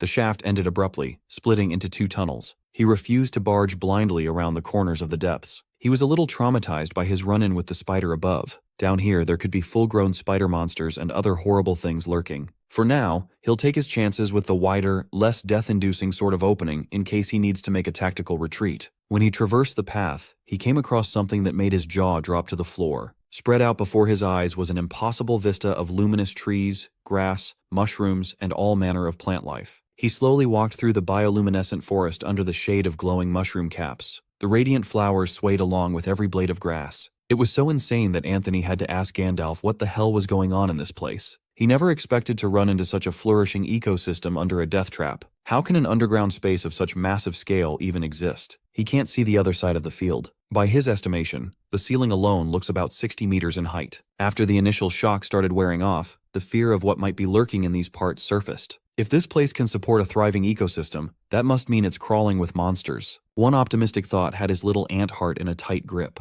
Somewhere in this massive cavern, his colony might exist. Perhaps he'd have to travel farther than he'd ever traveled to find it. Maybe the scout he imagined passed through this area on its way to the upper cave. At any rate, exploring this space seems like a no-brainer. Considering its scale, the thought is a little demoralizing. The whole field is exotic and exciting, but it's hard to appreciate its beauty while he's absolutely clueless as to what is going on. In such a massive open space, could the monsters become supersized? How much biomass could they pile up in such a flourishing place like this? Shaking the useless hypothetical thoughts out of his head, Anthony reminded himself to firm his resolve and to think positively. After this initial scouting venture, he made it his goal to conquer this bizarre space and ultimately reunite with his colony. But in the meantime, he decided to retreat higher up to grind some levels. There are a few more species he has yet to suck biomass out of. He justified this move as the most sensible one, trying to convince himself that he wasn't being a coward. Before throwing his lot into the unknown luminescent territory, it's better to conquer the known territory first. He vowed to raise his level and gain more mutations in preparation for exploring the mysterious space. Reframing his mindset got him fired up. After exiting the crater, he went back to the temporary nest he's been staying in for the past few days. Unlike before, he's feeling a little pressured by the passing of time. If his suspicion is correct, the main tunnel must be connected to the cavern occupied by human soldiers. Once they come down and expand their reach, Anthony can kiss his EXP and biomass harvest goodbye. He would be forced to exclusively hunt down the crater without any intel. Taking every factor into account, he knew he had to move fast. It's necessary to throw a little bit of caution to the wind and make some bold moves to expedite the process. Without more EXP and biomass for upgrades, the journey down the crater could grant him a swift death. He activated stealth and got to hunting like he was running out of time. If he wants to maximize his gains, targeting creatures he hasn't consumed yet would be the way to do it. This way, he can ensure the bonus points courtesy of Gandalf. Hunting a giant croca beast on his own is out of the question. They are much more frightening than everything else in this place. They're practically apex predators. The most realistic targets are the slimy slug creatures. Anthony can't afford to sit around starving himself and studying their patterns, so he decided to wing it for once. When he spotted one, he got the chance to look at it closely. The creature looked even less appealing. This one was approximately twice his body in length. It's just a long, slimy body topped with gnarly spines at the back. It leaves a thick cover of mucus wherever it goes. Its body presumably produces such a disgusting substance to help grease its path and increase its speed. Other than that, Anthony could only speculate. For now, it's time to give that thing a surprise blast of acid. From up above, he squirted a perfectly aimed blast right into the slug's tail end. Disappointingly, nothing happened. It appeared to be impervious to his chemical attack. It just continued sliding along, completely oblivious that it was being hunted. It seems like the mucous membrane protecting its body makes the acid useless. If he tries a more physical approach by way of biting, his mandibles will probably get stuck. Of all the defenses this thing could employ, it just had to use a slime barrier. It's a perfect counter to his kit, and it's outrightly disgusting. Even so, Anthony has one more advantage up his sleeve. He has the power and creativity of the human mind. Actually, the trick he thought of is one that even ants on Earth are capable of. It's a trick he already used against the spider webs. After grabbing a rock with his mandibles, he took aim. He snuck up behind the slug, concealing his presence. It was pretty easy considering how slow it was moving. Once close enough, he threw the rock with full force to see if the slimy bastard would react. As expected, there was no reaction. It isn't clear if the slug even knows he's nearby. Anthony reactivated stealth and got to work. He grabbed rocks from all over the place and threw all of them against the slug's body. This way the rocks should pile some dirt up to soak in the slime. After piling up a decent bit of rocks to hinder its movement and drain the mucus, he paused to see if it would elicit a reaction this time. He positioned himself right above the slug, on account of his advanced stealth. His acid squirted out with a transparent color like a teenage boy who had just discovered how to go incognito. The slime definitely felt that white stuff sting as the hissing sound of melting membrane echoed. Anthony's plan worked. He might look a little pervy doing it, but it got the job done, and it dealt some solid damage. Hearing the sizzling and smelling the burnt flesh of the slug made him retch. Just when he thought this would be a free kill, the slimy bastard wriggled to turn in his direction.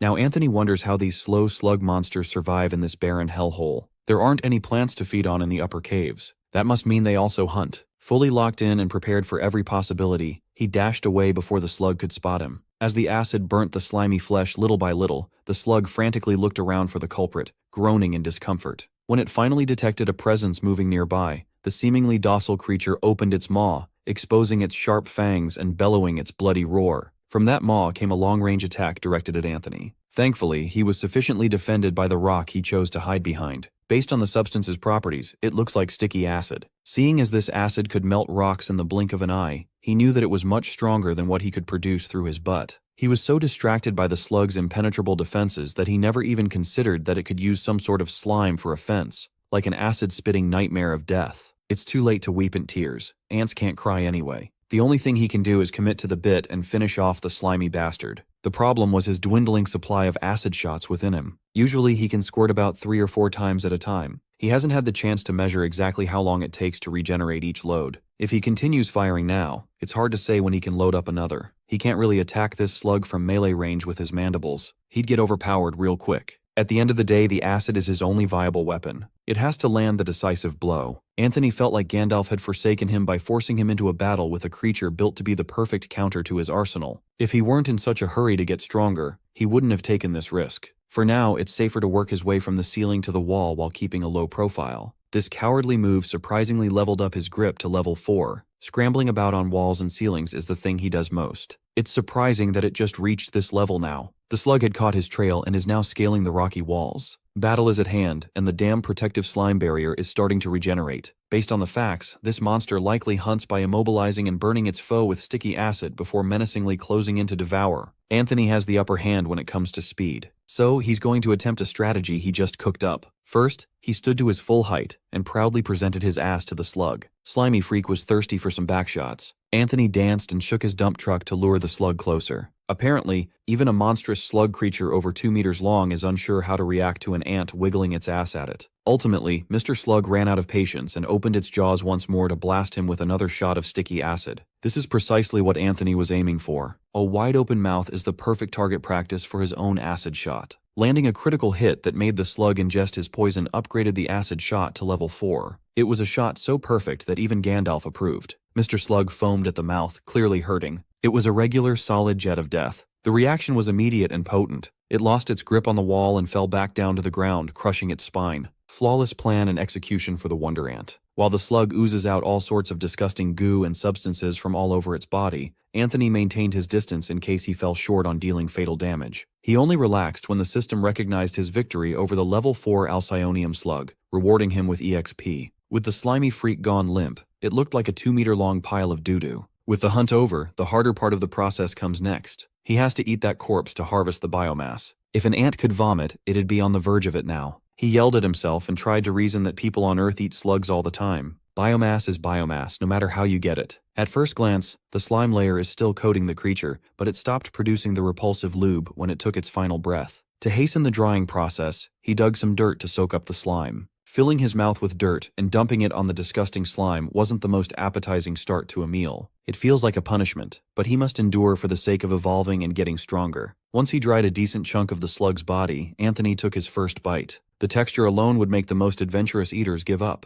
The slime dressing didn't help either. Even so, Anthony persevered without many complaints this time. He switched it up with every bite in order to find the most palatable part of the corpse. Halfway through his reluctantly exotic food trip, his belly felt like it was about to explode. Thankfully, the system showed mercy and gave him the biomass from the coral slug. He can't eat the rest of the remains right away, but nutrients are hard to come by, so he'd rather bury it and save it for later. Time is limited, and his pace needs to pick up. That approach naturally comes with risks. To mitigate the risks brought about by rushing things, upgrading his acid gland and primary weapon to +2 sounds like the move. Mr. Slug was a huge haul, but Anthony still has energy to scout up and down the tunnels for more opportunities. Not far from his kill zone, he spotted an old friend, the thorn lizard. Seeing another one of these guys made him feel a little nostalgic for his very first official hunt. The next prey is decided. This time he can probably reuse some elements of his first plan for this attack. Using the wall terrain and acid to battle the creature should be enough. Preparing a trap would consume far too much time. A head-on battle using his acid and mandibles could be a great limit test for where he currently stands combat-wise. Using his improved antennae and vision, nothing can escape his radar. He easily spotted the lizard tucked up against a rock to rest. Anthony positioned himself right above without getting noticed. Right now, he only has enough juice for 1 or 2 acid shots, and he needs to make them count. Since the clueless lizard is resting, he's able to sneak up within 5 meters without tripping any alarm bells as long as he moves with utmost patience. The last fight with Mr. Slug was way too risky. This time, he has the time to maximize the odds in his favor as much as possible. This poor thorn lizard doesn't know what's about to hit him from above. Like an airstrike,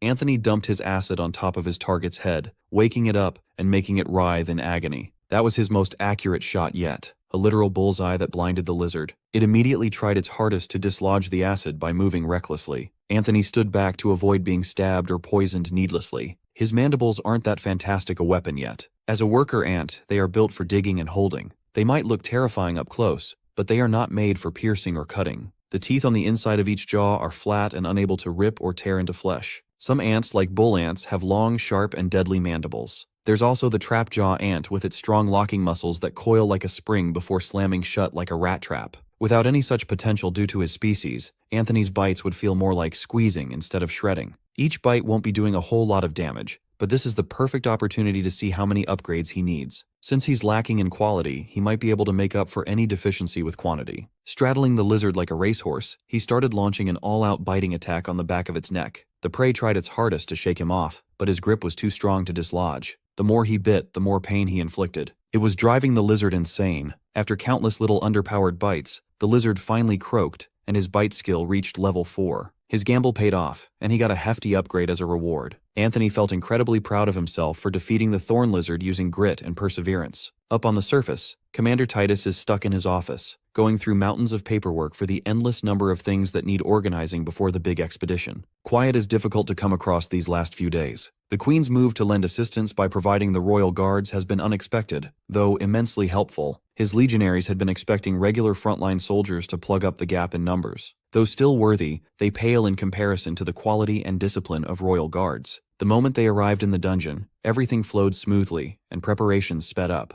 Things really start to move when the name of the Queen is involved. Looking at his desk, Titus wondered if he could find more stonewood once he re-enters the dungeon. It has a wonderful texture, flecked and dark. In his younger years, he carried a single slab on his back all the way up to the surface to make his office desk. To this day, he's never found a more perfect material. Since he made the furniture himself, Titus included a secret switch that opens a hidden compartment. Hidden inside that hollowed space were vials filled with radiant blue liquid. He sighed and unfurled his sleeve to expose a curious tattoo. At first glance, it looked like a magic formation branded directly into his skin. He grabbed one of the vials and poured its contents directly in the middle of the formation. When the blue liquid made contact with his tattoo, it lit up and merged together. Titus gritted his teeth, obviously in pain due to the strange substance. After emptying the vial, he remained seated at his desk while enduring the agonizing process. After what felt like forever, the pain slowly subsided. He placed the empty vial back in the hollow compartment. He's gone through half of his supply now. After carefully closing the hidden compartment,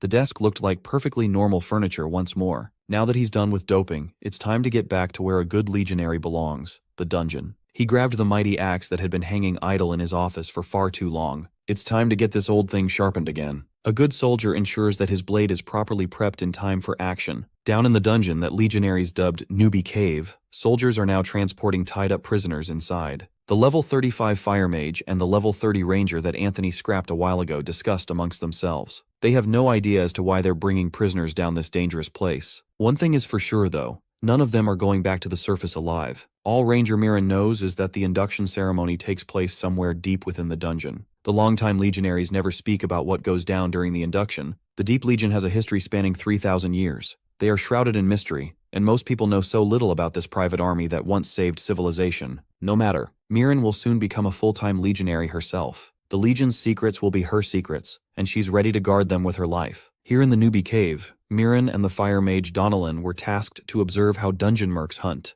Those dumbasses mostly fumble around the danger zones and get hurt. They never care to remember that dungeon monsters are completely different from those on the surface. These merc jocks are just a constant nuisance on the Legion side. They always overextended for the sake of grinding levels, never caring for the rescue teams that have to constantly bail them out. They always bite off more than they can chew, and never learn their lesson. Out of nowhere, a Legion tribune approached Mirren and Donnellan. She asked if they were ready for the expedition. Mirren respectfully answered that their equipment and armor have been checked and polished, but the tribune wasn't talking about their gear. She's asking if they are mentally prepared for what's to come. In this place, the commander or a tribune like her can mess up once, and it's game over. Donnellan and Mirren are locked for promotion once they venture down below. It's a great occasion that every legionary treasures. Even so, they must never let the festivity be a distraction. In a few hours, they will start sweeping the upper area clean to set up the forward camp in the forest expanse. Back to Anthony's grind. A furiously busy day of hunting and filling his belly just passed. As expected, taking on greater risks brought him greater rewards. Circumstances forced him to be more aggressive, and it certainly paid off. Eager to check his progress and his incredible bounty, he opened the status window. After reluctantly consuming the crunchy thorn lizard and the remaining slimy coral slug meat, he gained 2 biomass points in the bank. Once he was full, he continued hunting, and chanced upon another isolated coral slug to munch on. After positioning himself in an advantageous location, he repeated the trick he used to deal with the first slug.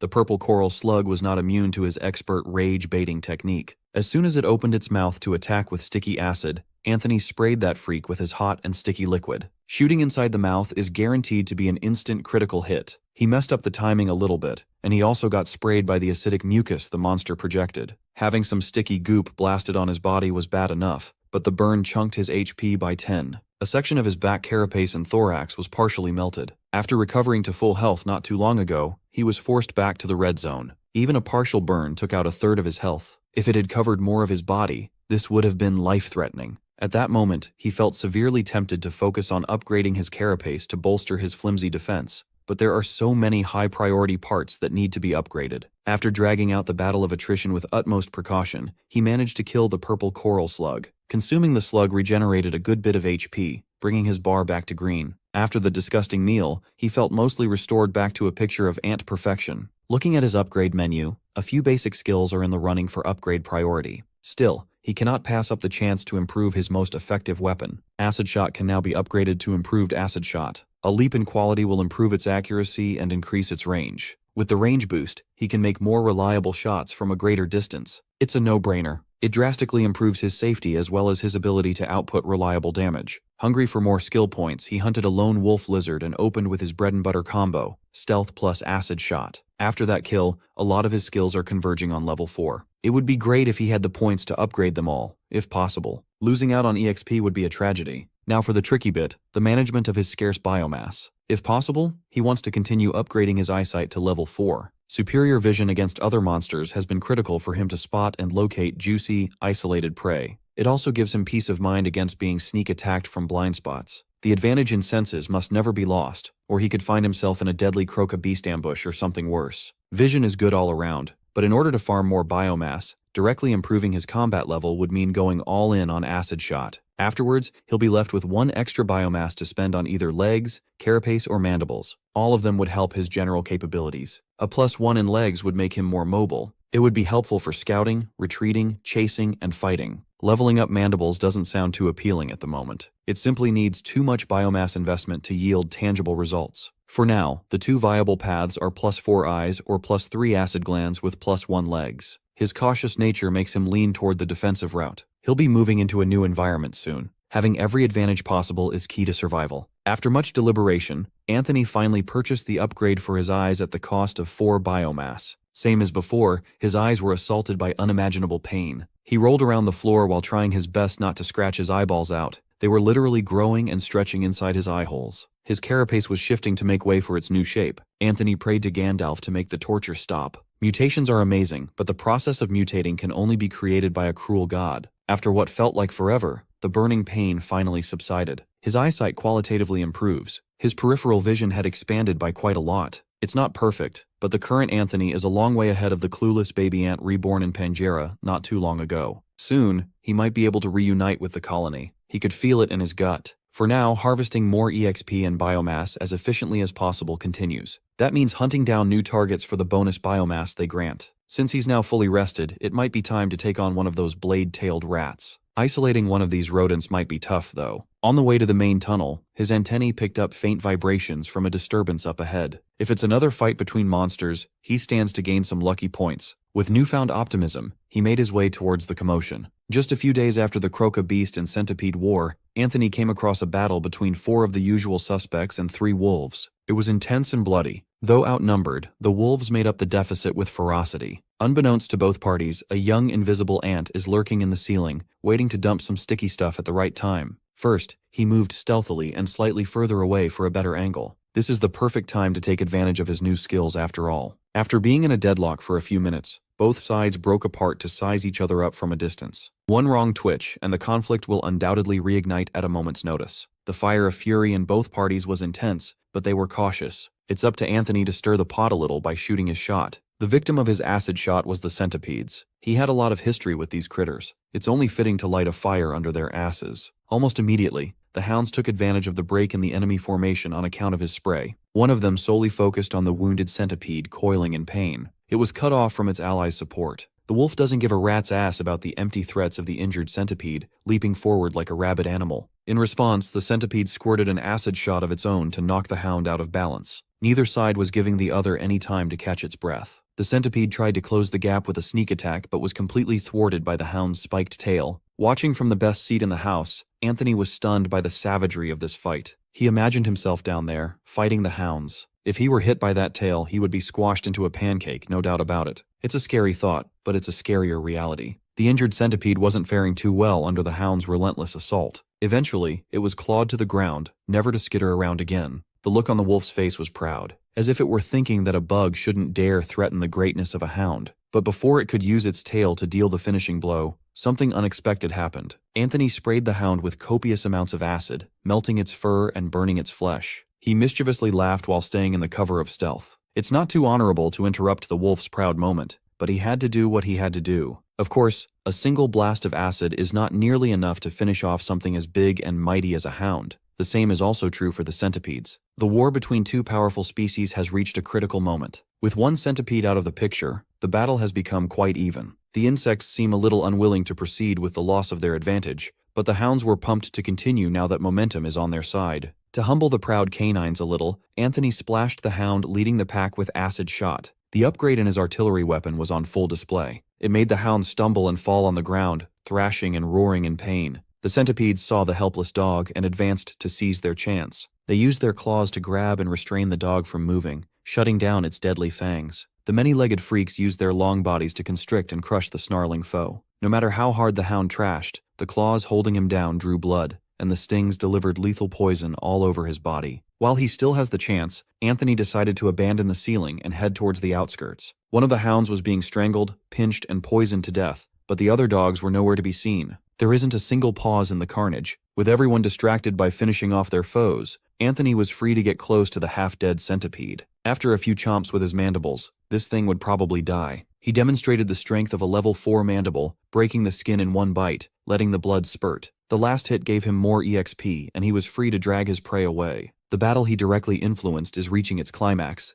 Those crawlers were homed in on killing the hound. The 3 remaining centipedes were clearly giving their all for the sake of survival. They are lashing their poisoned spikes to ward off the other hounds. Even when weakened by poison, the strength of the hound's spiked tail must never be underestimated. It swatted the persistent insects away, making them crash against the cavern walls and stunning the creatures, rendering them immobile. A lot of their legs and claws were shattered. Both parties have sustained severe injuries, barely able to put up a fight. Now they're just circling each other, waiting for an easy opening to exploit. As if a hidden start gun had gone off, the two monsters lunged at each other, latching and coiling around their foes. Anthony quietly watched from the sidelines. This is like a kaiju battle. By the end of the fight, neither the centipede nor the hound had enough strength to keep going. They fell on the floor at the exact same time. Both creatures collapsed, completely spent and down for the count. Anthony was free to walk in the bloody aftermath of the all-out war. All of these creatures are on the verge of death, unable to defend themselves. It's horrible news for them, but it's like Christmas for our ant boy. He pats himself on the back for making stronger monsters dance in the grip of his mandibles. He was like a master conductor at a concert. All of these helpless idiots with a sliver of health were basically a free farm of unprecedented EXP and biomass harvest. The Lupus Draco cubs ranged from level 3 to 4, while the Claw Centipedes were around level 2 to 3. They each gave Anthony varied amounts of EXP, but it all added up to more than he ever harvested before. This made his EXP bar shoot up to the moon, reaching the level cap and unlocking the evolution menu. The system notification was music to his ears. Anthony dropped down to his many knees and prayed to Gandalf. After dealing the last hits, it's time to munch on some dead meat. He nibbled just enough out of every carcass to slurp the juicy biomass. He's been hearing something, a sound that keeps growing louder. He needs to consume like a glutton to maximize his harvest.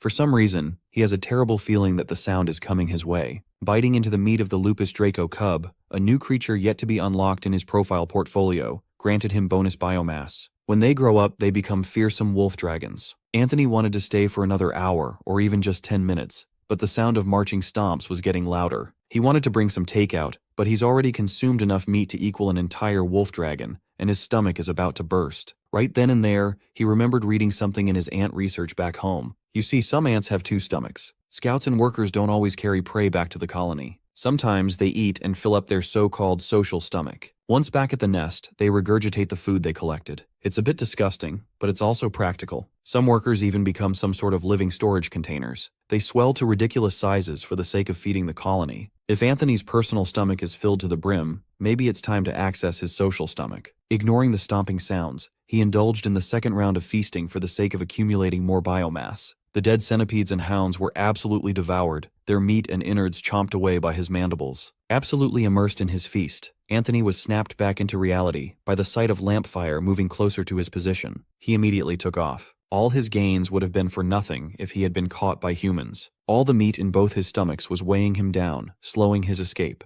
Upon reaching the edge of the wall, he pushed his limbs to the limit, engaged his grips, and climbed despite the apparent increase in difficulty to do so. He refused to look back out of fear, but he could hear the human soldiers ripping the remains of the creatures apart. His nest is only 10 meters away. Surely he gets there before he gets caught. The humans are starting to come into view right below his position. Their presence brought more monsters out of hiding, resisting the invasion. No matter how dominant the claw centipedes and wolf dragons were in this ecosystem, they were no match against coordinated attacks by humans. Blades, magic, and arrows were mightier than uncontrolled savagery. Anthony cloaked himself with stealth and pushed his fat ass up the damn wall. Sounds of spells being cast, arrows whistling in the air, and swords being swung filled the cavern. It was a one-sided slaughterfest. Thankfully, Anthony managed to reach his tunnel without being spotted. Since he can't go out through the main entrance, he must utilize the dirt wall. He prepared this escape route beforehand, but now, his ass had become too fat to fit through the little hole. He's got too much junk in his trunk to squeeze through. Anthony tried his hardest to pull out, but he was more stuck than a stepsister in a washing machine. After expending all of his strength, he managed to force his way out of the little hole, face planting in the process. Now would be the time to spend his biomass and haul his ass down the crater. At the cost of 4 biomass, he upgraded his acid glands to +3 and legs to +1.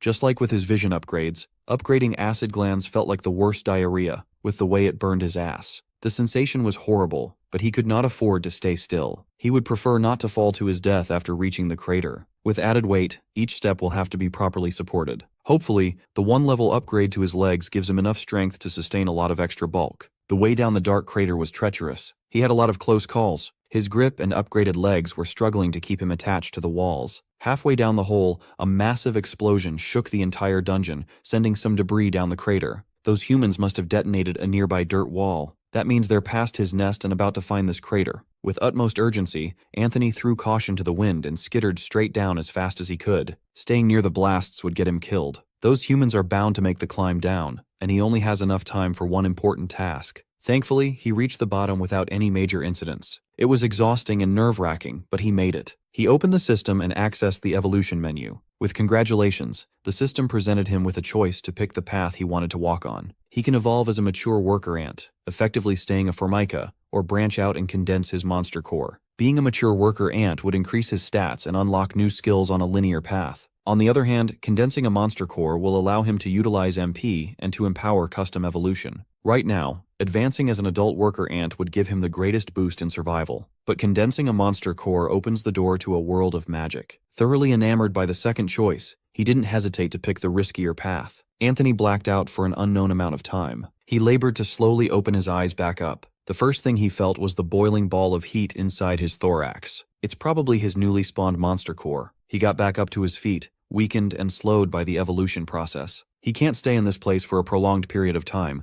The soldiers are still up there. Those humans could be dropping down the crater to investigate. Although it's hard, he has to move. While on the run, he opened his status window to see what had changed. His level went down, and his status took a massive downgrade. He cursed Gandalf for resetting his progress back to level 1. All his hard work, hunting, and accumulating experience went up in smoke. The ridiculous luck and opportunities he created for himself were wiped out. It hasn't been easy to survive up to this point. A reset doesn't feel justified at all, but when he calmed down and took a closer look at his status window, he found the silver lining. The MP menu has been unlocked. It had gone from 0 to 10. His hunch was correct. The monster core is the vital ingredient to mastering magic for creatures like him. This explains why the monsters upstairs were so drawn to the magic-rich pool. They even treat it as a neutral zone free of conflict. By drinking that water, they were able to absorb mana and hasten the formation of their monster cores. Although he practically took a shortcut to form his, the significant downgrade to his stats just to get 10 MP, he can't use stings yet. To make matters worse, he's forced to advance into even more dangerous territory from now on.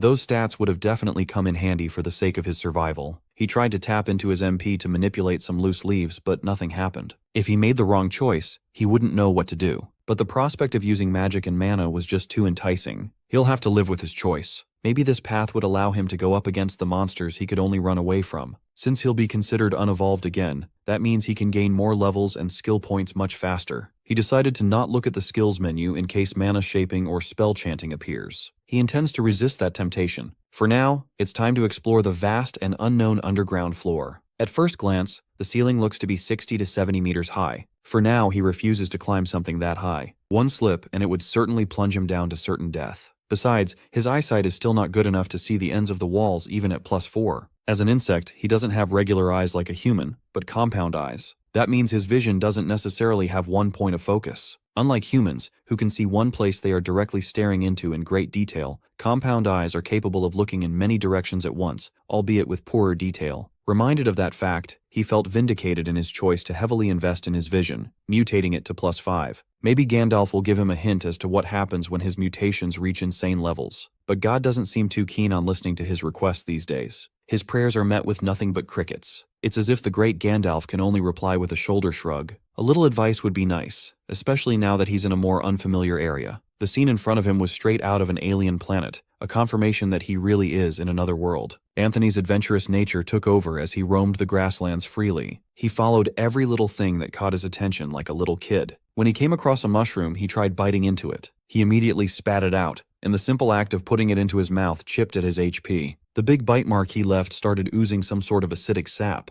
If he can take damage just from chomping on a mushroom, then what else can threaten his life in this place? He made a mental note to never touch, let alone bite, random things in this area. Now, he needs to move away from the crater in case the soldiers storm the place. Once far enough, it would be smart to dig a hiding spot he can retreat to. He wondered whether there were any other creatures down here. Anthony jinxed his peace by thinking about that. From the ceiling, bird monsters descended, flapping their wings and rattling sharply. Their target was the claw centipedes chilling on the ground. These bastards might be tough on the upper cave, but they're just another source of nutrients down here. Anthony watched as the foe he would struggle against was picked up like a free gummy worm. He hid under the mushroom caps, admitting that he might have been a little too overconfident. With improved skills and a condensed monster core, he thought he'd be a top dog, that he could explore this foreign place without fear. That's clearly not the case here. If a centipede that massive gets caught so easily, a little ant like him would be at the near bottom of the food chain. Clearly, the evolved form of the creatures he's gotten familiar with resides in this area.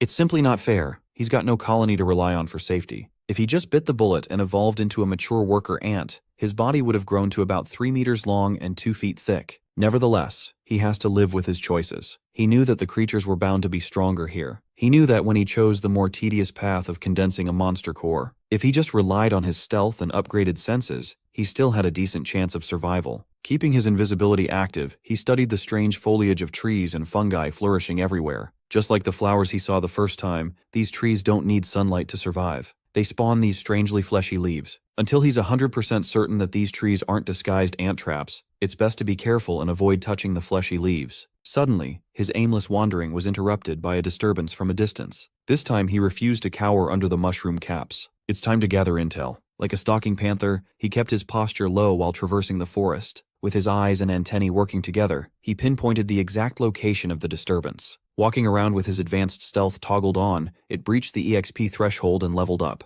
It's taken an unusually long time to reach this level. Advanced skills require more use before they get upgraded. Regardless, it happened at the perfect time. He just found what he's been looking for. Up ahead was a croca beast, a gravely injured one. Thankfully, this one hasn't evolved yet, and the massive gash on its body is sapping its energy. Seeing the beast up close, Anthony was terrified. It was the first monster he ever saw upon reincarnating after all. Back then, it was gleefully eating an ant alive. It was a traumatizing first impression. If ants could dream and have nightmares, this reptilian monster would be in his. Staying on course, this particular croca beast was evidently involved in some heavy fighting, As long as he can play this correctly, this could be a golden opportunity sent by the heavens. There are no other creatures around, and the croca is slowly fading. It's time to put his fears behind him and seize the bonus biomass he had to forego before. Anthony valiantly jumped out of the foliage. He turned his fat ass in midair and took aim. Once locked in, he squirted a hefty acid shot. Deliberately targeting the open wound sounds a bit cruel, but it's a weak spot that he can exploit. The croca beast snarled in pain as his wound was coated with the corrosive substance. Most of it breached the wound and burned its insides. It was naturally furious that a little ant would dare to take advantage of its weakness.